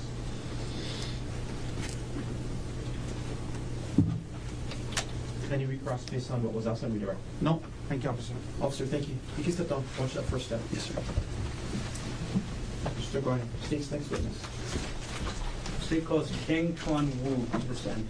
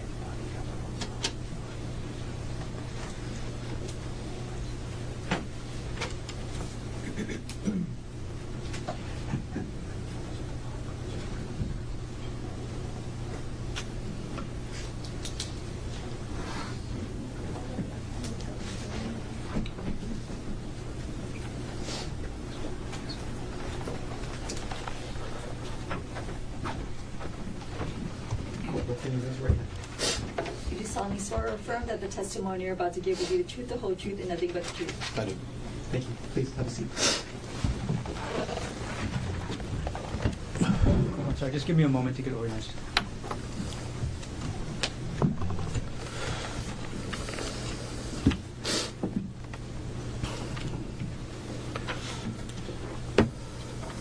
Hi, good afternoon. Good afternoon. Before I ask you any other questions, can I ask you to pull the microphone as close to your mouth as possible? Okay. And as much as possible, speak directly into the microphone for the rest of the day, okay? Okay. Thank you. First of all, can we start with your name? Kanguan Wu, And what is your occupation? police officer, And how long you been employed, or which department? Honolulu Police Department. How long you been employed by HPD? Almost 22 years. Were you employed and on duty on March 24th, 2025 at around 10:30 a.m.? Yes, I was. On that date and time, where were you dispatched to? I was dispatched to the Pali Lookout. Is that in the city and county of Honolulu, state of Hawaii? Yes, it is. When you got to the Pali Lookout, what did you do? I met with other officers that were on scene. We gathered information, When you say we gathered information, what does that mean? We met with 2 witnesses, the complainant. Is that 2 witnesses including the complainant, or 2 witnesses and a complainant. Okay, so 3 people total. Correct. And when you say gathering information, is that just speaking to them? At that point, yes. Okay. Why do you want to gather information when you get to the scene right away? So we know what's going on, what happened, if we're looking for somebody. Does quickly gathering information from witnesses at the scene help or hurt any investigation? That helps the investigation. Other than the 2 witnesses and the complainant, was there anybody else there at the scene? There was. Who was that? There was a bystander who was giving the complainant first aid. All right, so once you get to the poly lookout and you got to handle what was happening, where did you go? Myself and Corporal Bulagai went up the trail to attempt to locate the suspect and the scene. Which trail did you go up? The Pali Puka Trail. And were you wearing a body-worn camera on March 24, 2025? I was. Was it activated as you arrived to the scene? Yes, Was it activated as you went up the Pali Puka Trail? it was. And was it turned on the whole way you went up the trail? Yes. I'm going to approach now with what's been marked as State's Exhibit 4, previously shown to defense.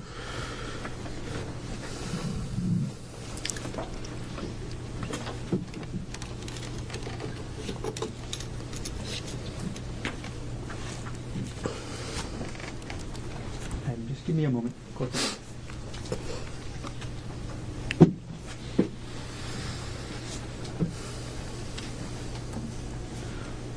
Okay, Corporal, do you recognize what this is?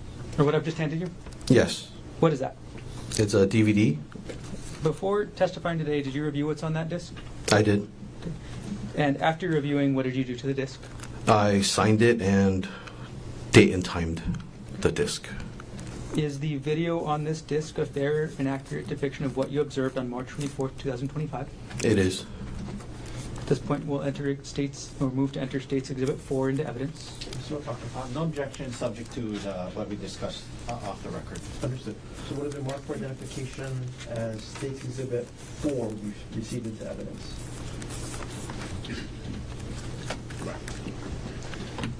Okay. I'm going to publish now what's been marked as State's Exhibit 4.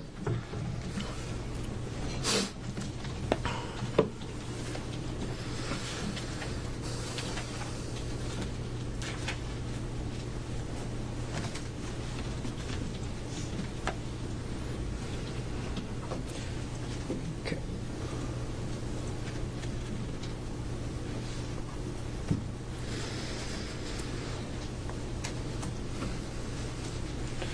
All right, publishing now what's been marked as State's Exhibit 4.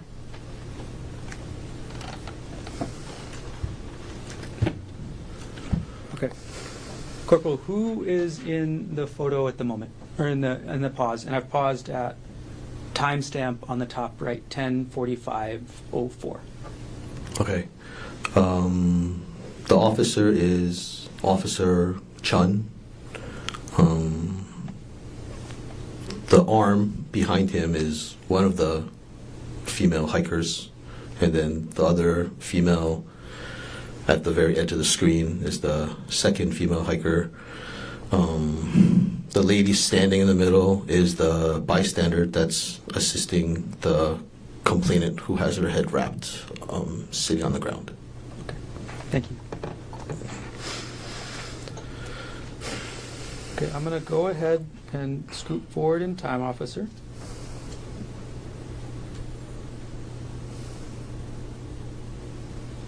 Okay, and I'm going to pause here at timestamp 10:46:22. I'm going to play for a few seconds and pause again.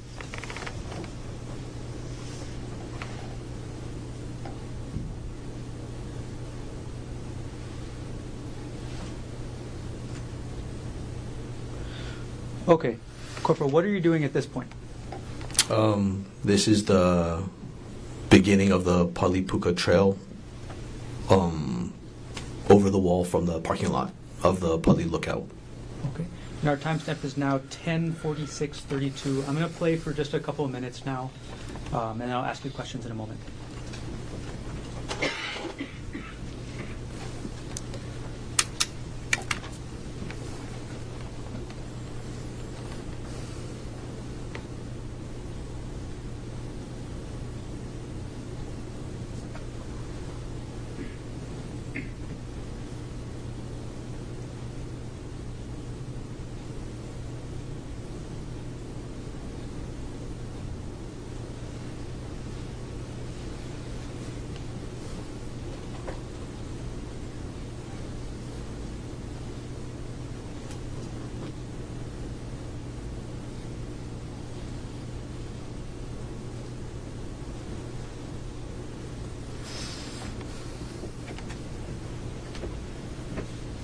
I'm going to pause now at 10:47:22, Corporal. How steep is this area?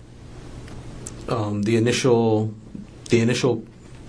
part of the hike is kind of a vertical or like steep incline. Did you hike just using your feet? Did you use any other body parts? Yeah, my hands.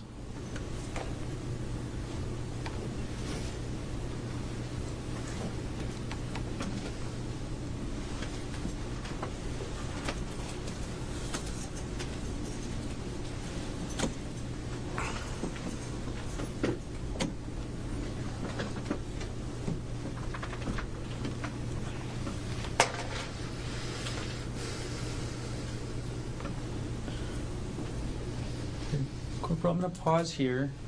10:47:51. Kind of a strange question. What were you wearing that day? I'm wearing basically what I'm wearing right now, my Class A standard patrol uniform. Okay. Did you have any gear with you? Just my duty belt, my bulletproof vest. That's it. How much does the duty belt weigh? Altogether, the equipment is probably close to 20 pounds. Thanks for clarifying. All right, we're going to play again at 10:47:51.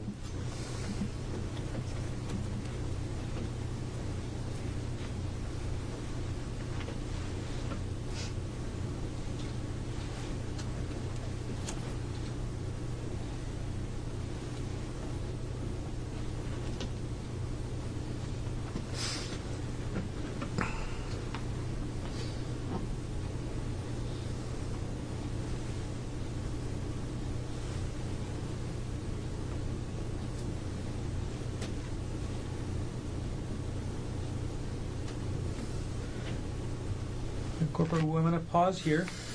10:48:29. Have you reached the top yet? No. Okay. Are you close? When you mean the top of the trail, yeah. Okay. We'll play the exhibit. Starting again at 10:48:29.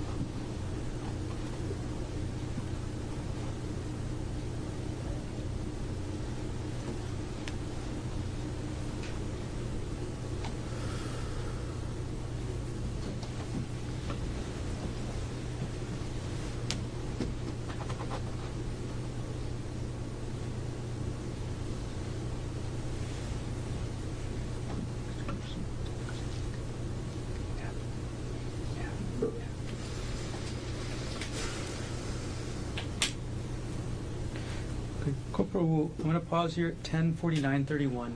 A couple seconds ago in the video, we saw you pausing. What were you doing then? So I'm not just hiking. I'm looking for either the scene, evidence, and I'm also looking for the suspect. All right, playing again at 10:49:31.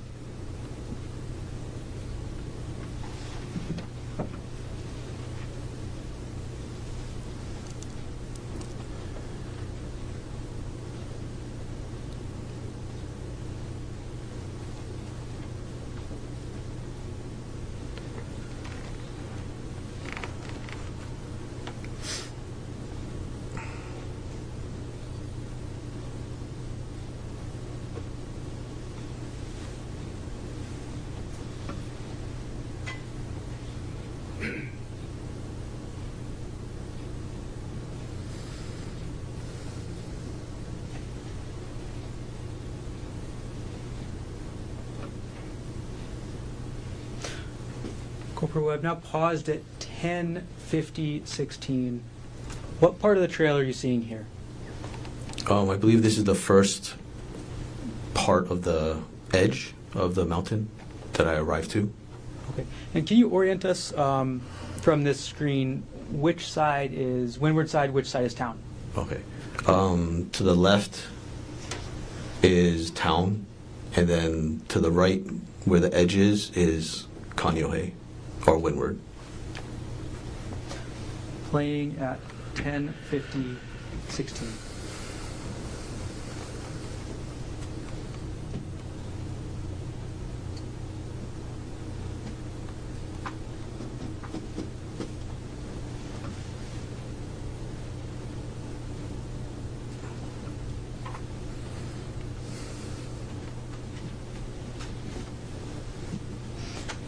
Pausing at 10:50:36. Why'd you go back?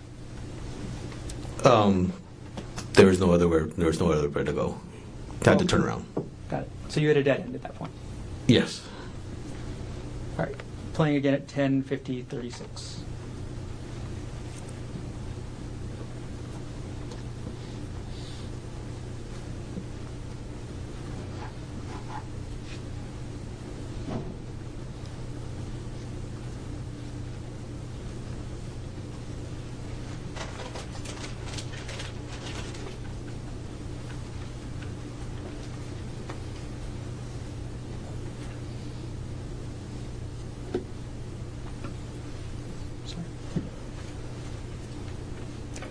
Corporal, pausing at 10:51:08. What section did you just go through there? It's just a little bit further up from that first opening.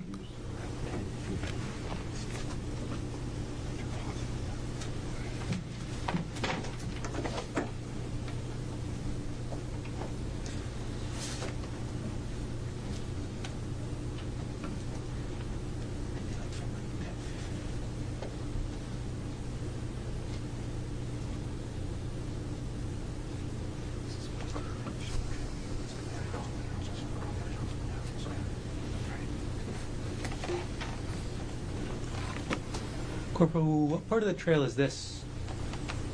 What timestamp? Oh, I'm sorry. Timestamp 10:51:37. It's just a little bit further up from that last opening, and then I can't really tell if the item is in the trail yet or not. Okay. I will play at 10:51:37. If you ever want me to stop, just please say stop, okay? Okay.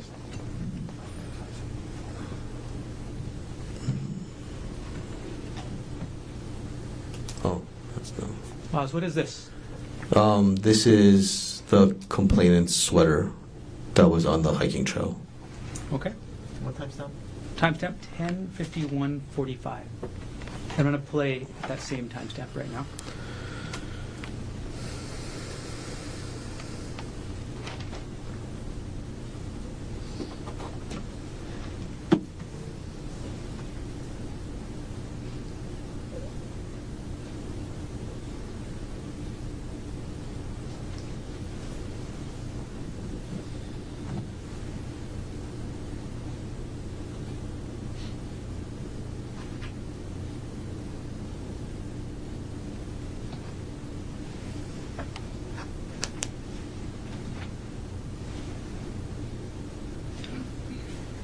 Corporal, what are we looking at right now?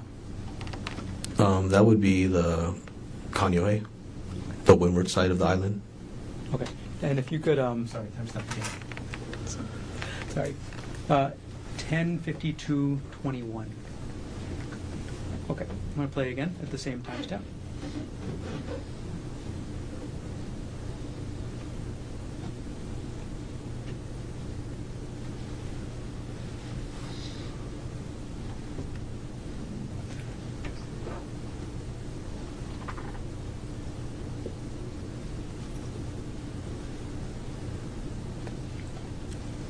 I'm going to move ahead in time. So I'm going to pause here at 10:52:46, and I'm going to scoot ahead in time a little bit.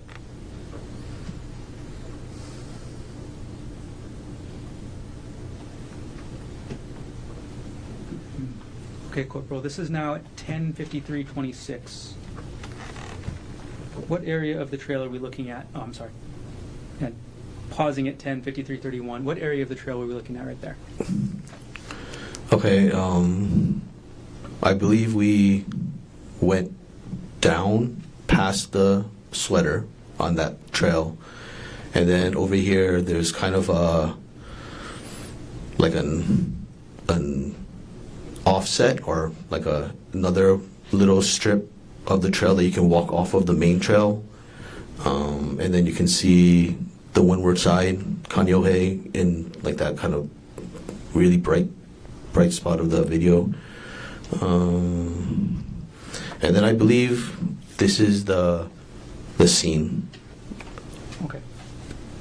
Did you actually go and look at the scene in this portion of your body-worn camera footage? I did. I mean, I think at this point of my body-worn camera, I still wasn't sure that this was the scene or not. But later on, it is identified as the scene. Did you take any photos of the scene? I did. Okay. And did you take any photos in general in your report? Submitted with my report? I did. Okay. And I'm sorry, I'm going to take State's Exhibit 4 down right now, and our end timestamp is 10:53:31. Okay. Corporal Wu, I'm going to approach now with Exhibits 5 through 14, which have previously been shown to defense. May I approach on? Yes.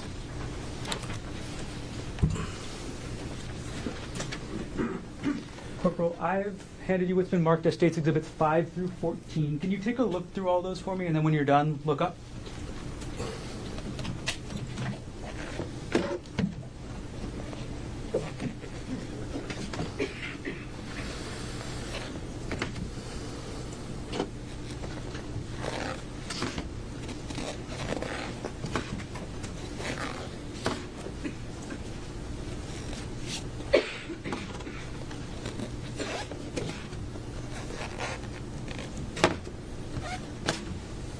Okay, have you finished looking through all the exhibits? Yes. And do you recognize what I handed you? Yes. Okay. What are these? These are photos that I took of the scene. Do these photos fairly and accurately depict the scene as you observed it on March 24th, 2025? Yes, it does. The State will move to enter Exhibits 5 through 14 into evidence. No objection. Thank you. Please mark for identification as State's Exhibits 5 through 14 inclusive to be received into evidence. Corporal, I'm going to publish those photos up on the screen, and for each one, I'm going to ask you to explain a little bit. I'm going to start a little bit out of order. So, Corporal, I'm going to publish now State's Exhibit 13. What are we looking at in this photo? Is it okay to look at the... Yeah, and if you need to step down, please let us know.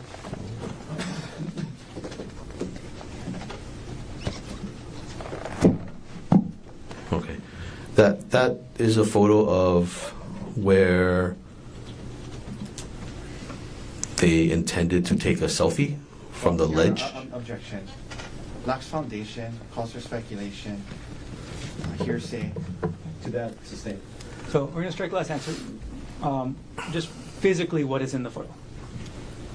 It's the trail, or the edge of the trail of that one kind of side trail off of the main. Oh, this is a side trail you were just mentioning a minute ago? From yes. Okay, and this is a still photograph of that? Yes. Okay.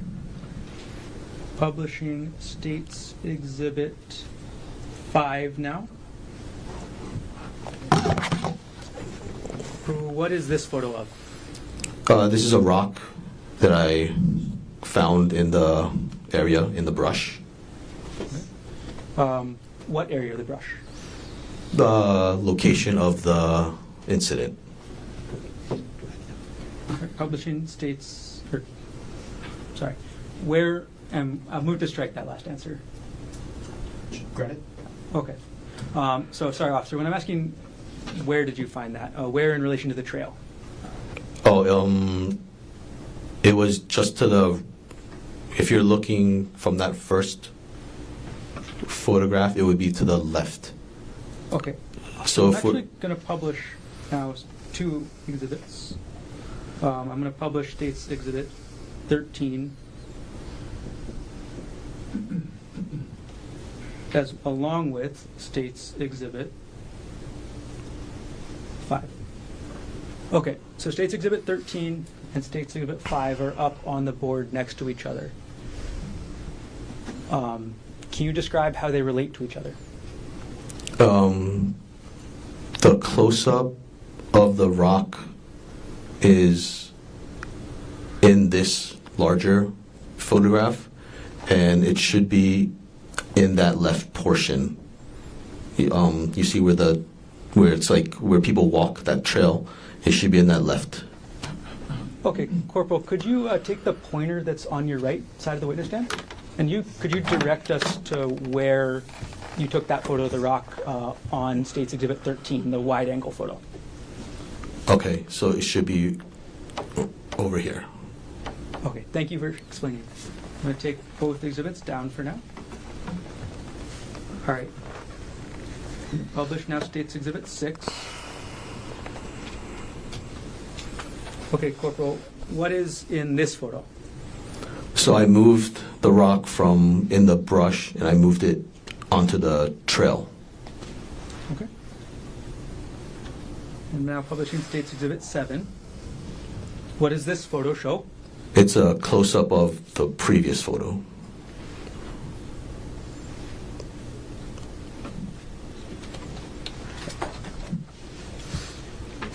All right. Corporal Wu, how long did it take you to find the rock? I don't exactly remember how long it took me to find the rock. During the time you moved the rock to the middle of the trail to take those photos, did you tamper with, alter, destroy any part of the rock? No, I did not. Okay. How did you move it? With my hands. Were you wearing gloves? Yes.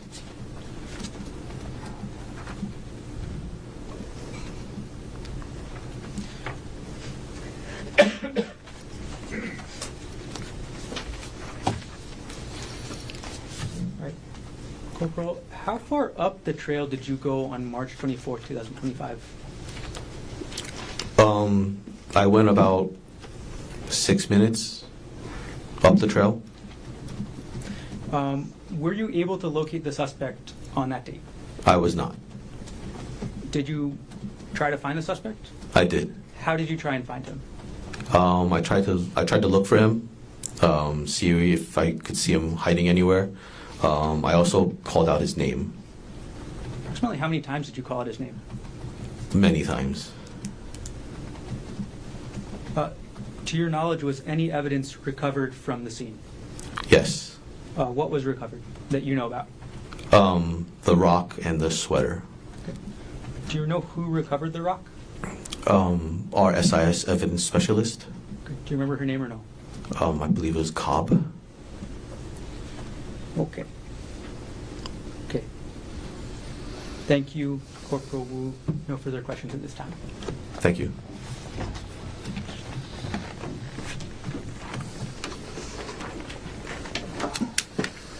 Cross-examination. Thank you, Your Honor. Good afternoon, sir. Good afternoon.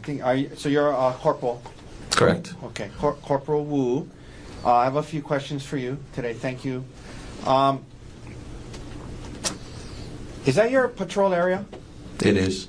And Poly Lookout parking lot is in your patrol area? Correct. Okay. So you're familiar with the parking lot and on 10 a.m., 10:30 a.m. on a day like this. You've been there before? More than likely, yeah. And in your experience on patrol in that area, that parking lot is typically pretty crowded, yes? Depending. Yeah, but there's tour buses and cars and tourists that go to the Poly Lookout, yes? Yes. Okay.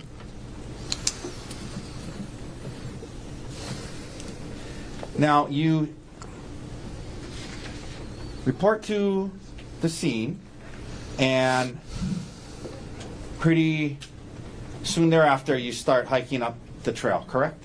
Yes. And you said you were in your, did you call them Class A uniform? Yes. like what you're wearing today, correct? Correct. And you mentioned, with your belt and your vest and everything, maybe about 20 pounds of gear, yes? Yes. Okay. And so you didn't have any specialized hiking equipment with you, did you?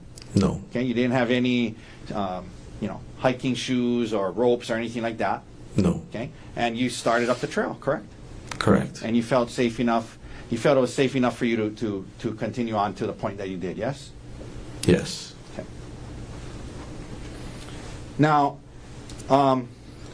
you mentioned as you're heading up the trail that there was the main trail, and then there was kind of like you called it, I think, an offset, where you could go off the main trail to look over where you opened up so you can look off towards Kaneohe side, yes? Correct. Okay. Could we please go to, if possible, to 1050.16 of exhibit, what number exhibit? 4. Okay. This is one that was played earlier. Could and no audio. No. Yeah. 1 second. Okay. Please play it, Mr. Lin. Okay, and let's stop there. Okay, so this is one of those offsets, right? This is not the main trail right here, correct? I guess it would be better to use the word branch. I Yeah, guess okay, branch. Branching off the, Right. yeah. This is a branch from the main trail, right? A branch off of the main trail. Right. Okay, in other words, you can come down the main trail or up the main trail without taking that branch and going by the edge, correct? Yes. Okay. I could have bypassed that branch. Yeah, right. You chose to go that way and get closer to the edge to look at it, correct?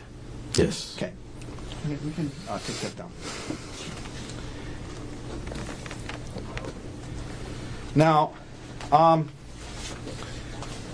you mentioned that it took you about 6 minutes to get to the area you believed was the scene, yes?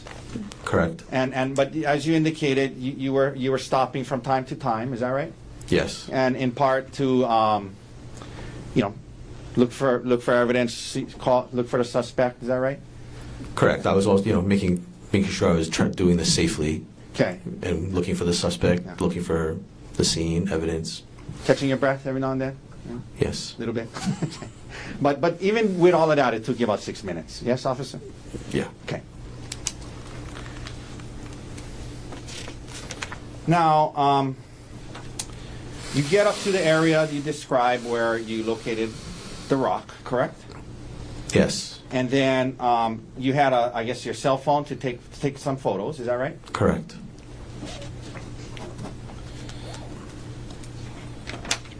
And the rock was on the side there, and you took it out with gloves and put it down and photographed it, yes? Yes. Okay.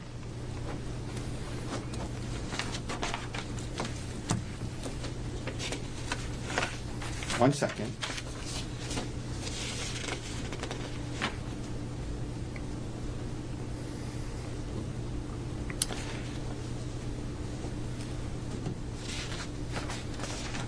You mentioned, and we saw it on the video, there was a sweater on the ground, yes? Correct. And that was on, I guess, on the main trail, correct? Correct. All right.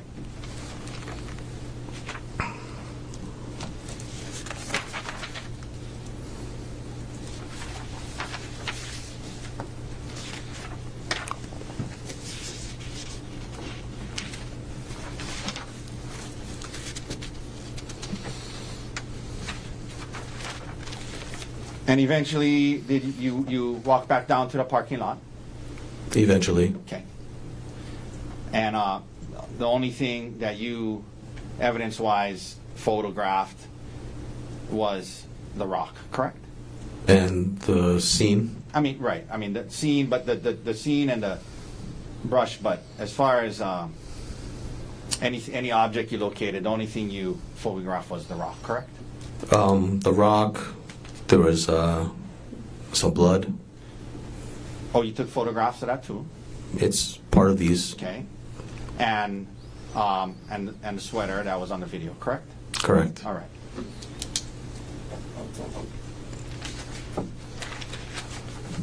That's all the questions I have for you. Thank you, sir. Thank you. Thank you, Reader. Just a moment, yes.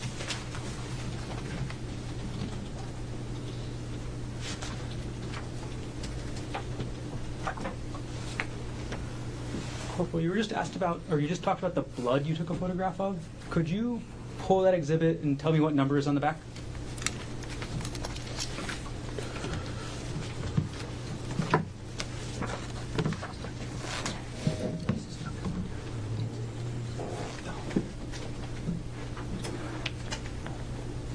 Eight.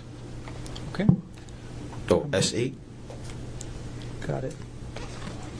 Did you want all the? All right, I'm going to go through and I'm going to publish State's Exhibit 8 right now. I'm sorry, I got to change. Objection, beyond the scope.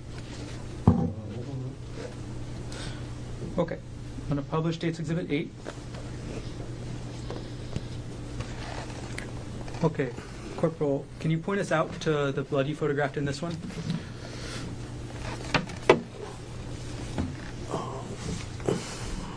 Right there, there's a small drip of blood on that piece of wood. Okay, and I'm going to zoom in.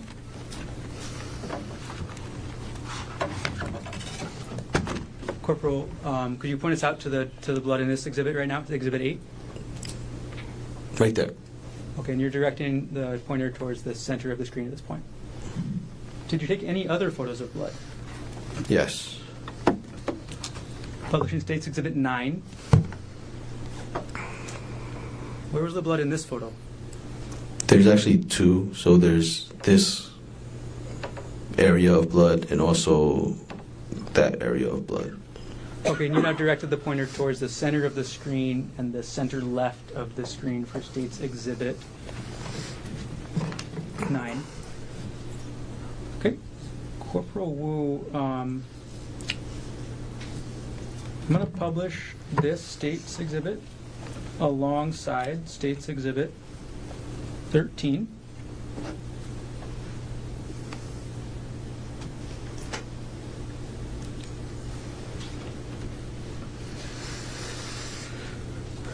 Okay. Where was the blood on the State's Exhibit 9 on the right side in relation to State's Exhibit 13? Also in this brush area.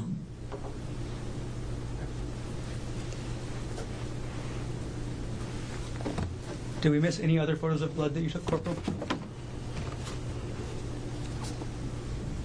S10. State's Exhibit 10. Okay, publishing now.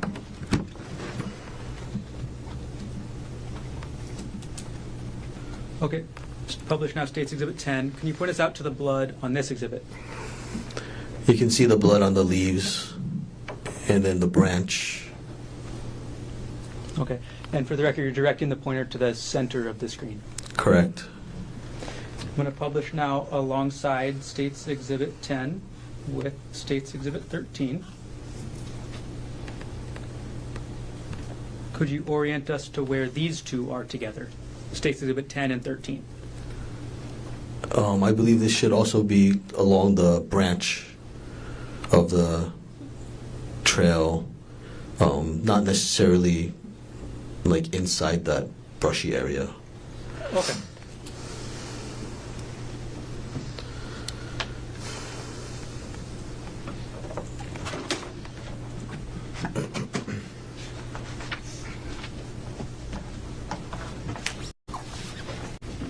Sorry, Corporal, one more thing with this, and I'm going to go back to publishing just States 10. And I'm going to zoom in.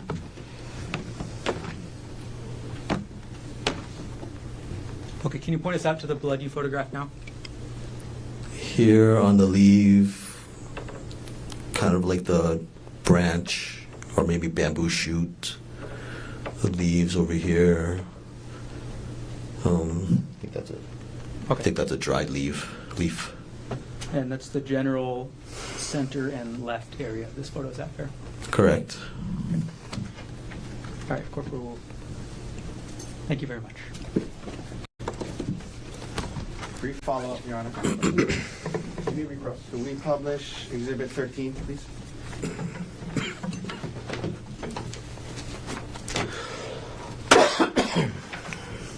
All right. Corporal Wu, you just, this was about a year ago, correct? Correct. And you just pointed to the area you believe the the blood was, right? Correct. But you did a report in this case back on the day that you took these photos, correct? Yes, I did. And it's a one-page report, correct? Correct. And in your report, you didn't document the specific place in this photograph that you found the blood or anything like that, did you?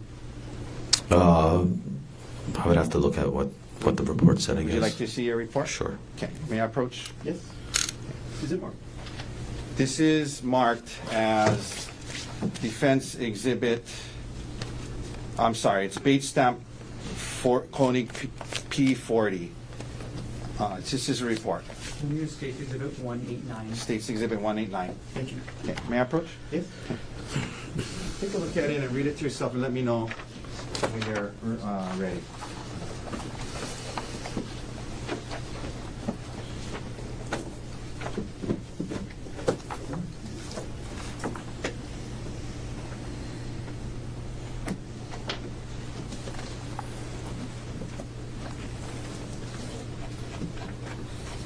Okay, can you hand it back to me? Did your report indicate where in this photo you saw the blood? Not specifically, but in the last line it does say, I mean, I could have read it, like 5 photos of the bush and the trail area. Yeah, I said 5 photos of blood found in the bush and area along the trail, right? Correct. But you're here a year later pointing to this photo saying it maybe in this area, but I mean, Objection argumentative. specifically, you never noted specifically where in this photo the close-ups of the blood was from, correct? Not besides that last sentence in my report. Not besides the general statement that 5 photos of blood found in the brush and area along the trail, correct? Correct. All right, thank you, sir. Any other questions? No, thank you. Corporal, thank you. You can step down. Watch that first step. Counsel, offer.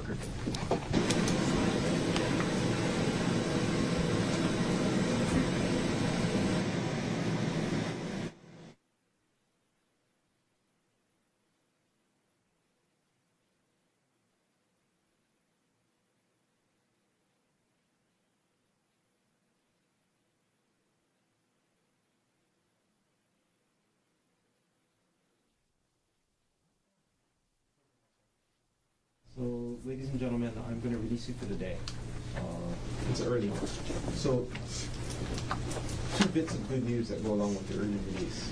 Number 1, we're actually ahead of schedule, which is why I'm releasing early. So that's first bit of good news.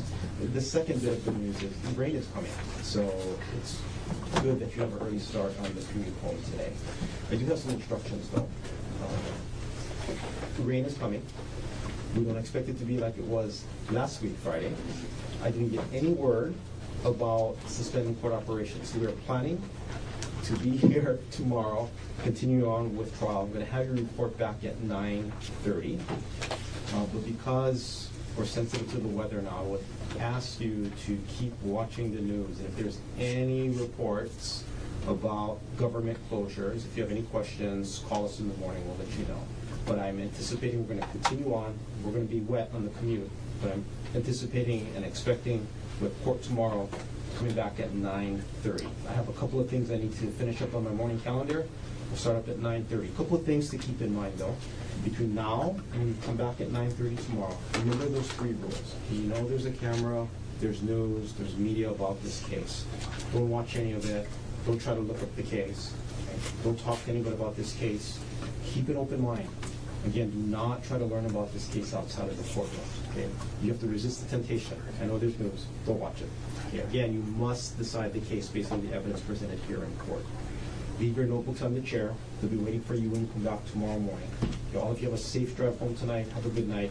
Safe drive back to court tomorrow. We'll see you at 9:30. All right.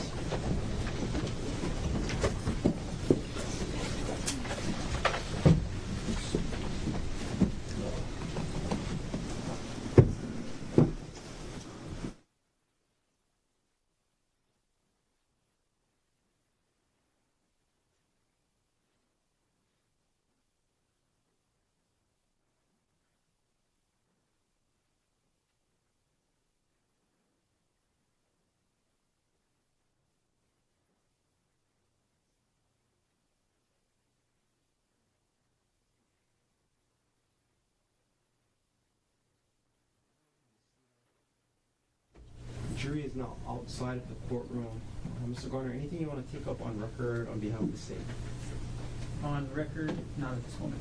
Mr. Otake, anything you want to take up on record on behalf of Dr. Konig? Two things briefly. So I know I indicated on the record in front of the jury that the body cam exhibit was subject to our agreement, which I didn't want to state in front of the jury, but the agreement is the state is going to swap it out with the same body cam but just without audio for the reasons we discussed. So number one, that should happen. So let me take care of that. Thank you. And thanks for reminding me, Mr. Otake. So, Mr. Garner, State Exhibit S4 is in evidence right now. Yes. I will ask that you prepare a modified exhibit that doesn't have the audio track. Show it to either Mr. Otake or Mr. Dirks tomorrow. And if they approve, what we'll do is we'll substitute that new video without audio as S4, and we'll give you back the one with the audio track. Acceptable? Yes, thank you. Your next issue. Question. Yes. Sorry, I do have a clarifying question. The officer did sign and date that disc. Could I have the audio redacted one just put on the same disc? Is that acceptable? What would happen to the original track? Sorry, the original track is on the disc that was admitted. So would there be both on there? No, I want to, what I'm suggesting is, I need to think about this for a moment before I. Do you have any objections to the state retrieving S4 and replacing the track with one without audio on that disc? If it can be done? No, so long as you can also delete the one with audio. Yeah, absolutely. Yeah. Okay, that's fine. Try to take care of that. Yeah. Take a look at it tomorrow. We will. And if we need to deal with it again, happy to do so. Thank you. Yes, And then the only second thing is, on the record for witnesses for tomorrow. I'll let you guys work out. We don't need that one. Oh no, not necessarily. Yeah. But just before we all leave here. No, I do want to talk about scheduling off record up here at the bench. Oh, okay. Off record. But anything else on record? Not on. Okay. Yeah. Then we'll go off. Then council approach. Before he can.